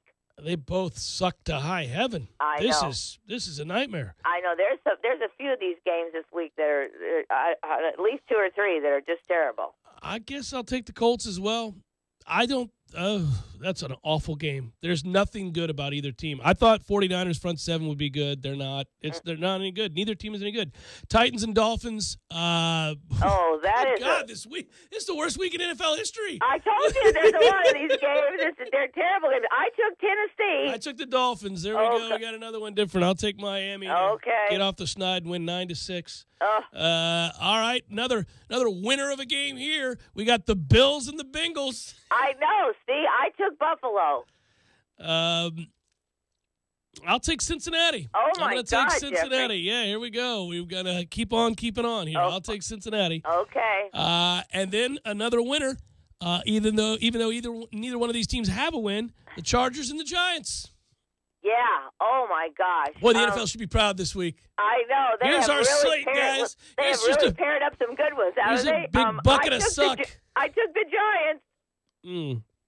I took the Giants as well to get their first win. The Jaguars are at the Steelers. Yeah, I took the Steelers. Cardinals are at the Eagles. Wait a minute. I took the Eagles, and I love my Arizona, but I took the Eagles. Seattle's at Los Angeles, the Rams. Yeah, this is a hard game, I think, but I keep thinking that Seattle is going to wake up, and so I took Seattle. I took the Rams. I'm going to keep on rolling with the Rams here. Okay. Wouldn't be surprised if Seattle won, though. That has a feeling to it. Yeah. Baltimore's at Oakland. Yeah, now I would pick Oakland if they had Carr, but I'm concerned about that game. So Baltimore's not very good, but I took Baltimore. Me too. The Packers are at the Cowboys. Now that's a good game. Mm-hmm. And I love the Packers, but for some reason I'm taking Dallas. I think because of Dallas's defense, and they're at home, so I'm taking Dallas. Me too. The Chiefs are at the Texans. I'm taking, although Houston, they kind of came alive with that quarterback. Deshaun Watson. Yeah, the new quarterback. But I'm taking Kansas City. This feels like a game that Kansas City will lose. I mean, they're not going to go undefeated, but I will take the Chiefs as well. Monday Night Football is a terrible game. The Vikings are at the Bears. I took the Vikings. I did too. All right, so we have four different, really five, because I had the Patriots. I've already lost the Bucs game. Yeah. So there you go. We've got Browns, Jets, Dolphins, Titans, Cincy, Buffalo, Rams, Seattle. All different, Mama. I know it. Oh God. Well, I need to win these games and get up. Nope. You're going to get your butt kicked this weekend. That's the way it's going to work, Mom. Oh my Lord! This year so far, no, it's a crazy year so far. That's the NFL. That's every year. Oh. Good talking to you, Mama. Love you. All right, love you. Y'all have a good weekend. All right, you too. Bye. Bye. Yeah, I hate these games. This is I'm seriously, legitimately one of the worst slates they've ever poured out. I mean, it's not their fault. It's just the way things have worked out. But my God. I was waiting for the good ones, and there was a good one. I mean, it's crazy, right? When you go through this, Jets, Browns, in any given weekend, you would classify that as the worst game of the weekend. But you can't. You can't do that when the 49ers and Colts are playing. And you can't really do that when the Chargers and Giants are playing. And you can't, Yeah, but this actually, you know what? I will say this. There are a couple of interesting games. I think Buffalo-Cincinnati is interesting. Very interesting game. Cincinnati, they're better than their record, at least potentially speaking. They have better talent. Where have you heard that before? But Buffalo has been a good surprise this year. I mean, they're in first place in the division. It'll be a half game if they win this weekend. But I'm looking at the 4 o'clock window, and I see Packers, Cowboys, okay. I have a game to watch in the 4 o'clock window, and then 8:30 Chiefs, Texans. So it's Vegas Wall for the 1 o'clock. I got the game I want to see at 4 o'clock, and I got the game I want to see at 8:30. We're salvaged by at least good afternoon, late staggering afternoon, and of games. evening games. Yes. You do. I think the point you would make about, oddly enough, that Cincinnati-Buffalo game is that the defenses there are a lot of fun to watch. Well, yeah, the over-under in that game is 39.5, so Vegas is figuring on it, too. Yeah. Also, Panthers-Lions is a good game. With what Cam did last weekend, that is now really interesting. I think it's a very interesting game. I agree. If he's going to play well. I have a suspicion he's not. That was it's been an interesting week for him. Oh, yeah, his head may be swimming. That's what I mean.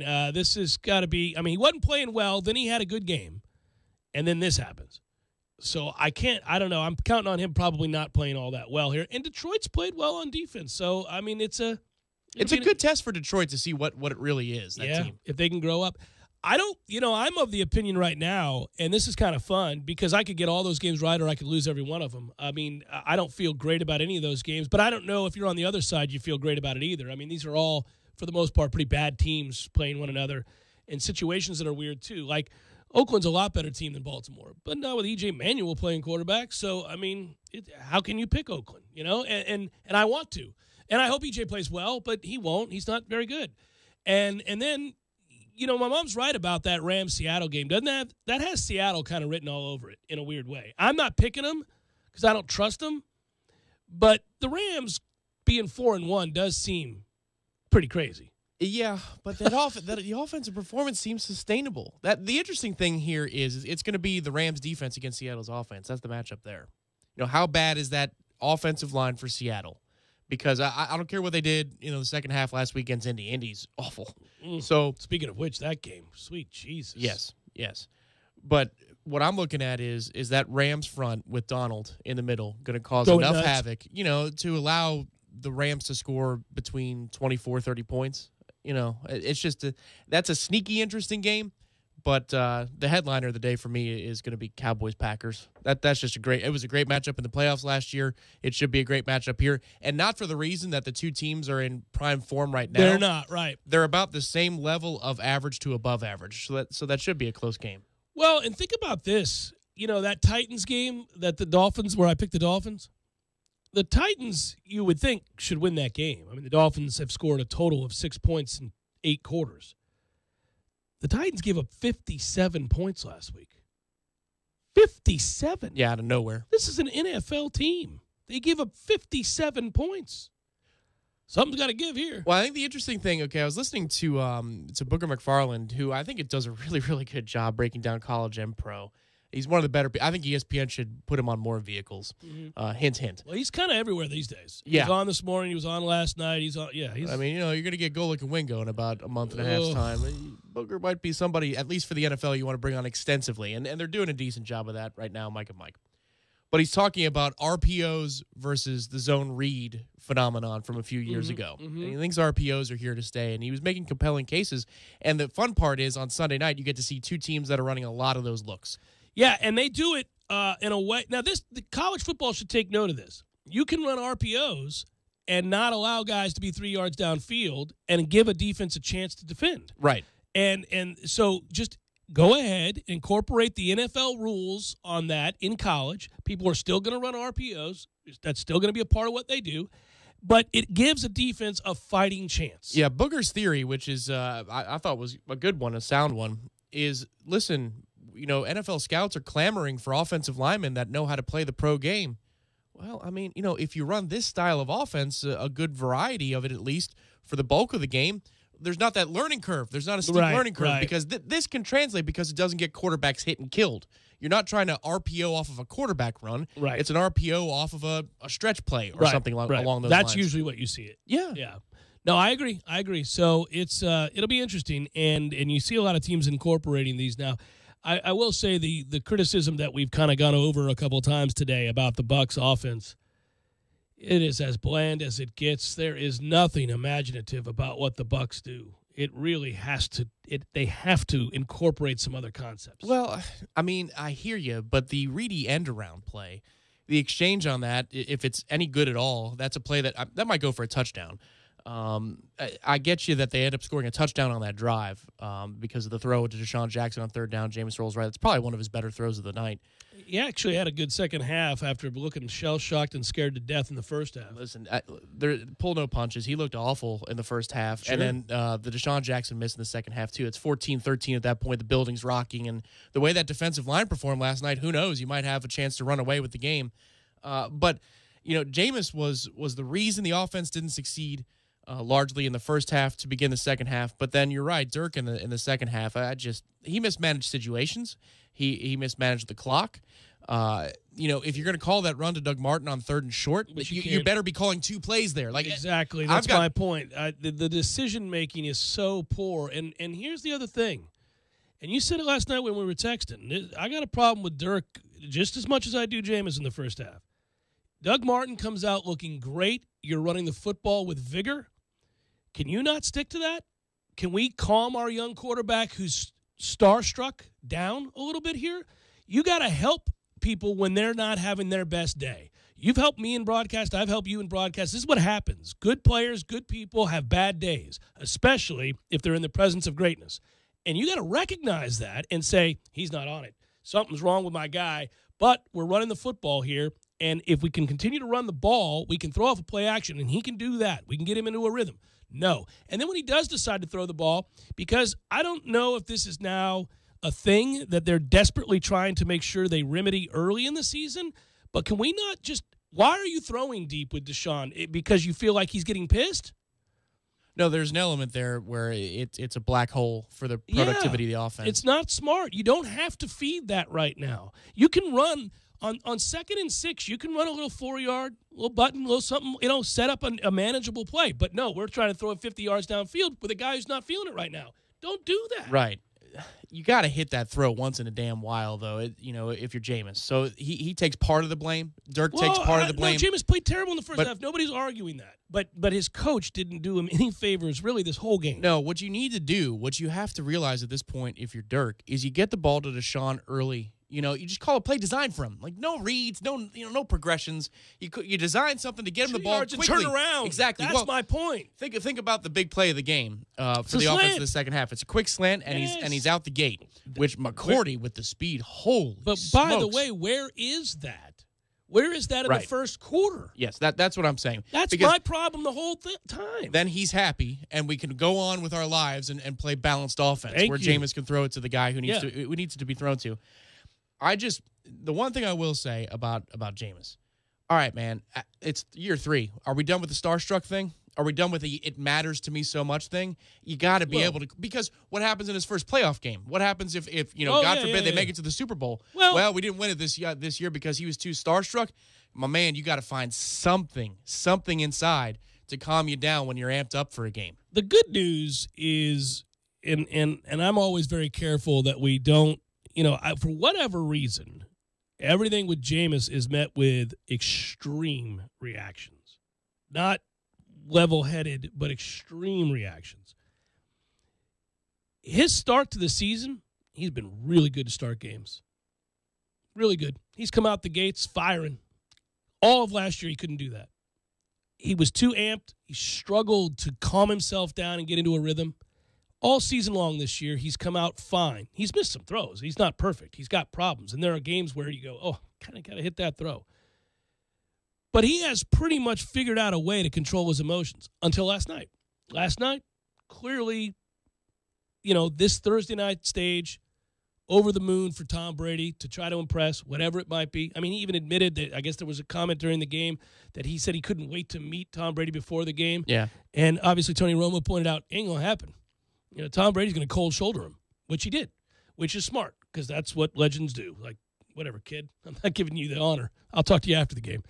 Well, that's normal, though, and it's very frustrating, and I think apparently it's happened a lot because that's something Romo mentioned. He's like, yeah, young kids come in the league. They want to meet their idols, and it doesn't happen. Those idols schlep him off.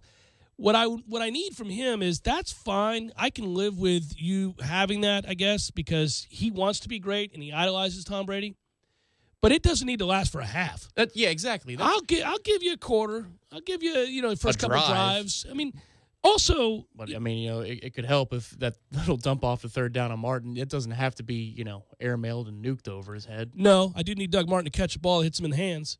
I mean. Later in the game, yes. That's right there. And we're seeing a lot of these things that compound existing problems with guys not helping out somebody else. And this is where football is the ultimate team game. I got a quarterback who's too amped up, who's struggling. When he makes a good throw, you got to catch it, Cameron Brate. We got to keep drives alive and got to calm him down because once that started to happen, the rhythm began to happen. And then all of a sudden it's like whatever he was thinking was out the door. Well, when he starts making plays. When he stops thinking, and the number one criticism I'd have about Dirk's offense is it's not fast enough. I'm not asking for, run and gun. Right, you have to get to the line and snap it as quickly as you can. Let's run Chip Kelly 80 plays a game in the NFL. But what I am asking you for is a little bit of flow. I mean, think about every moment. If you're a Bucs fan or if you're somebody who just watches the Bucs because you're a Knoll and you want to watch your Knolls at the pros. Mm-hmm. Every play, we're down to 5 seconds, 4 seconds, 3 seconds of the play clock. We're making adjustments at the line. To hell with that. And if that's Jameis, to hell with that. The less you think pre-snap and the more you see and react, remember your last instincts are superior. This is last year. We noticed that he was great at the end of halves. He was great anytime. For whatever reason, they just pulled the trigger and said, all right, let's go up tempo and let him call plays at the line of scrimmage. His intellect and his instincts are better than most. And I think if you gave him the freedom to do that, we'd be in good shape. Also, a question I have. There's no way I know this because I'm not an expert on the mechanics of throw. But it seems to me, the analogy usually comes up.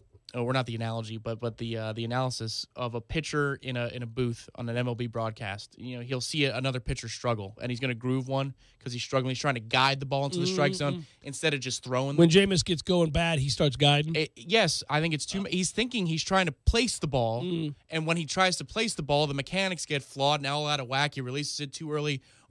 The deep ball clearly. If he was just looking and throwing. He makes that throw, and he did it all through college. And moreover, it's weird. That's in his head. That's mental. Well, I think, and this is where I get worried about the Deshaun Jackson stuff. We don't need to add to this problem. If that's a problem area for you, and now you're going to stress that we've got to get the ball down the field to Deshaun Jackson, who's a terrible route runner, whose predictability isn't there. You can't know where he's going to be. Earlier when he underthrew him, they said, well, you can't ever do that. Just throw it as far as you can. He'll get there. Well, no, he won't. No, he's not necessarily going to get there, especially if he takes some crazy-ass route. So, also, do we need to run that crazy post corner where we're throwing to a 5'11" slot receiver? Stop doing that. Right. There's no reason to throw that ball to Humphreys. Yeah. That's a terrible. Well, okay. There's no catch radius there. Remember first play of the game where you throw to Evans and it's a comeback. Mm-hmm. You know, it's a little comeback route right at the sticks on the boundary, and then we throw it to Deshaun later in the game. That route's so flat. He doesn't sharpen his route and come back and work back to the ball. He's terrible. You got to hit him quick hitters and then over the top. Quick hitters, deep posts. Exactly. Quick hitter. You know. Well, we could go on and on. I listen. They lost the game. We thought they'd lose the game. They almost won the game because I didn't think the Patriots played all that smart or well either, which was shocking. And the other thing to remember here, and I get to tell myself this at times of frustration, it doesn't necessarily erase my concerns with Dirk because I had these last year. This was more what Thursday night games look like. All the Thursday night games are typically damn ass sorry. Everybody plays terrible. It was our turn. But the Patriots didn't play all that well either. No, they tried to give us the game. So that's what I'm saying. They didn't beat us. Right. That's what my point would be, that this was a Thursday night ugly football game, which most of these are. Nobody won. New England was in the lead when time expired. Although I will tell you, Tom Brady's the best ever. I mean, there are some throws that nobody in the league makes. There are two that I can think of, and you know which one they are. That one in the bucket. Right. Who the hell? His back's turned to the play. Go to hell with that throw. Right. Get the hell out of my face with that throw. When you're in need of auto repairs, look no further than Nice Tire and Auto Service. Nice has been in business for 16 years with long-term, knowledgeable sales associates. They have the latest wheel balancing machine in the industry. And for passenger vehicles, they service AC, brakes, suspension, tune-ups, and much more. Never sit through a long wait. Nice Tire and Auto has 10 service bays to get you back on the road quickly. If you have tire problems, check out their large inventory with various Goodyear and Michelin tires. Nice Tire and Auto Service, 4792 Bluntstown Highway, 574-4100.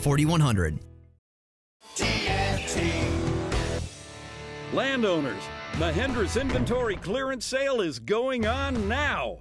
We're reducing prices like never before on the toughest tractors on earth. Like a Mahindra Emax 22 as low as $99 a month.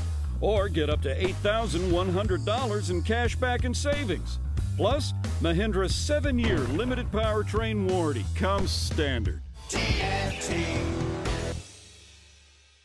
I'm talking tough, like a state of mind. Tough, like a soldier on the front line. Tough when it gets rough, like my Ford truck. Always enough, I'm talking tough. Franklin Spring Creek Ford, the place to find your next truck in southern Georgia. I'm talking tough. Hey y'all, we're Chris and Preston from Low Cash. Head to Franklin Spring Creek Ford and see them about all of your vehicle needs. Finds relevant talent fast. 80% of employers who post on ZipRecruiter get a quality candidate through the site within 24 hours. And your ZipRecruiter dashboard helps keep everything in one place, so it's easy to review and rank the candidates with the best experience. You'll be building a powerhouse program in no time. Choose the smartest way to hire. ZipRecruiter, official hiring partner of the Florida State Seminoles. For your free trial, go to ZipRecruiter.com/GoNoles. ZipRecruiter.com/GoNoles. Once again, for a free trial, go to ZipRecruiter.com/GoNoles. Football is here, Tallahassee, and if you're not watching the games at Tallahassee's favorite hangout, the Fourth Quarter Bar and Grill on North Monroe Street, you're missing out. With over 28 TVs, you'll never miss a second of the action. Kick your week off with Monday Night Football, where you'll get 2-for-1 wells, calls, and drafts all night long. Then there's Tuesday Night Trivia with Professor Jimmy. Go win yourself some money. What about lunch? Weekdays, pick from over 20 menu items for just $7.50, including a drink. What you doing for Thursday Night Football? How about the Fourth Quarter, where you'll get $2.25 domestic drafts, $2.75 domestic bottles, and $4 Jaeger bombs. No weekend would be complete without Bubbles and Brunch. From 7 a.m. to 2 p.m., get all the mimosas and Bloody Marys you can drink and a breakfast for $18.99. Can you say Uber? Knowles, Bucks, Jags, or Finns, no matter who your favorite team is, take it to 2033 North Monroe Street and watch them at Tallahassee's favorite football hangout, the Fourth Quarter Bar and Grill. Look at that mouth. That poor, parched mouth. So dry. What'd you eat for lunch? Chalk dust? Did your mouth cannonball into a barrel of mothballs? You're being awfully quiet. Is that because your mouth feels like the business end of a Dremel saw? Is it because your mouth just wrote a haiku and all 17 syllables were dry heaves? You're so parched. You know it. I know it. The entire radio knows it. Just admit it. You want a Mountain Dew. Your mouth feels like it just inhaled the insides of a punching bag, and the only remedy is that neon green potion. Right now, your mouth could be tongue-bathing in the refreshing citrus kick of Mountain Dew. Instead, it feels like you've been motorboating King Tut's sarcophagus. Show some mercy. Crack open an ice-cold Mountain Dew. You know your mouth wants you to. Do the do. Nothing quite beats authentic Italian food and a Pepsi. Indulge your taste buds and experience all the flavor of Italy right here in Tallahassee. Visit Urban Food Market today, located in the center of Tallahassee. Urban Food Market, proud to serve Pepsi. Mahindra's inventory clearance is going on now. We're reducing prices like never before on the toughest utility vehicles on earth, like a Mahindra 750S Camo as low as $135 a month, or up to $3,450 in cash back and savings. Only from Mahindra. North Florida and South Georgia's authorized Mahindra dealer is TNT SuperCenter, US 19 South in Thomasville, and at TNTSuperCenter.com. Offer with approved credit. See dealer for details. Program restrictions may apply. Miller's Tree Service, we go out on a limb for you. Hey, this is Clay Culpepper with Miller's Tree Service. Summertime is here and storm season is right around the corner. We offer free consultations with a certified arborist where we meet with you and advise you on which trees are healthy, diseased, dead, or ones that may need trimming or even removal. Miller's Tree Service, we go out on a limb for you. Give us a call at 894-TREE. This Day in Sports, brought to you by Superlube. Superlube, 19 Tallahassee area locations. Quick, convenient, no appointment necessary. This Day in Sports History. October 6th, 1945. Tavern owner Billy Goat Cianis bought 2 tickets to Game 4 of the 1945 World Series between the Cubs and the Detroit Tigers. Cianis brought his pet Billy Goat, and the two were ejected from Wrigley Field. This would allegedly start the curse of the Billy Goat that kept the Cubs from winning the World Series until 2016. Live from the Dale Earnhardt Jr. Buick GMC Cadillac Studios in the capital city of Tallahassee, this is the Jeff Cameron Show on 97.9 ESPN Radio. It's Libations Friday. Brought to you by Corner Pocket Bar and Grill. Corner Pocket Bar and Grill on Appalachie Parkway. Tallahassee loves the Corner Pocket.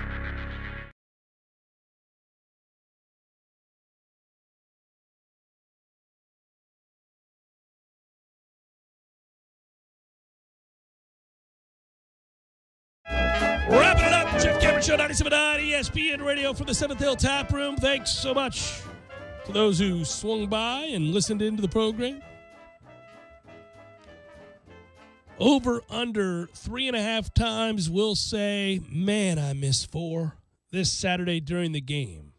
That was a hashtag a-hole question on Twitter from Capplegate. Hashtag a-hole. Thank you. I would say I've already said it more than I thought I would because Cam's not there yet. And obviously some of the other guys just don't possess anything close to the same skill set. Cam's the closest, but he doesn't have the vision yet. So I say it every week. At least once a game there's a run where I go, well, that's out the gate before. You know, I mean, there was a run last week from Cam that was so bad that he got the fewest amount of yards you could possibly get given how successfully it was blocked up and how right the play call was. And in that moment, I went, oh, that's likely a touchdown. That is a touchdown if that ball's to Dalvin.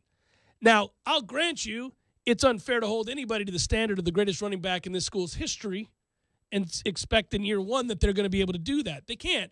But it doesn't stop you from recognizing in the moment when there's a right play and a right step to take and a right cutback lane in a right moment that as in that moment you say, God, Jimbo's got to look at that and go, right. That's it. That's the one. But he's got to know it's coming too. And to me, you know, this week is about get what's in front of you. Don't try to do too much because you know what's going to happen.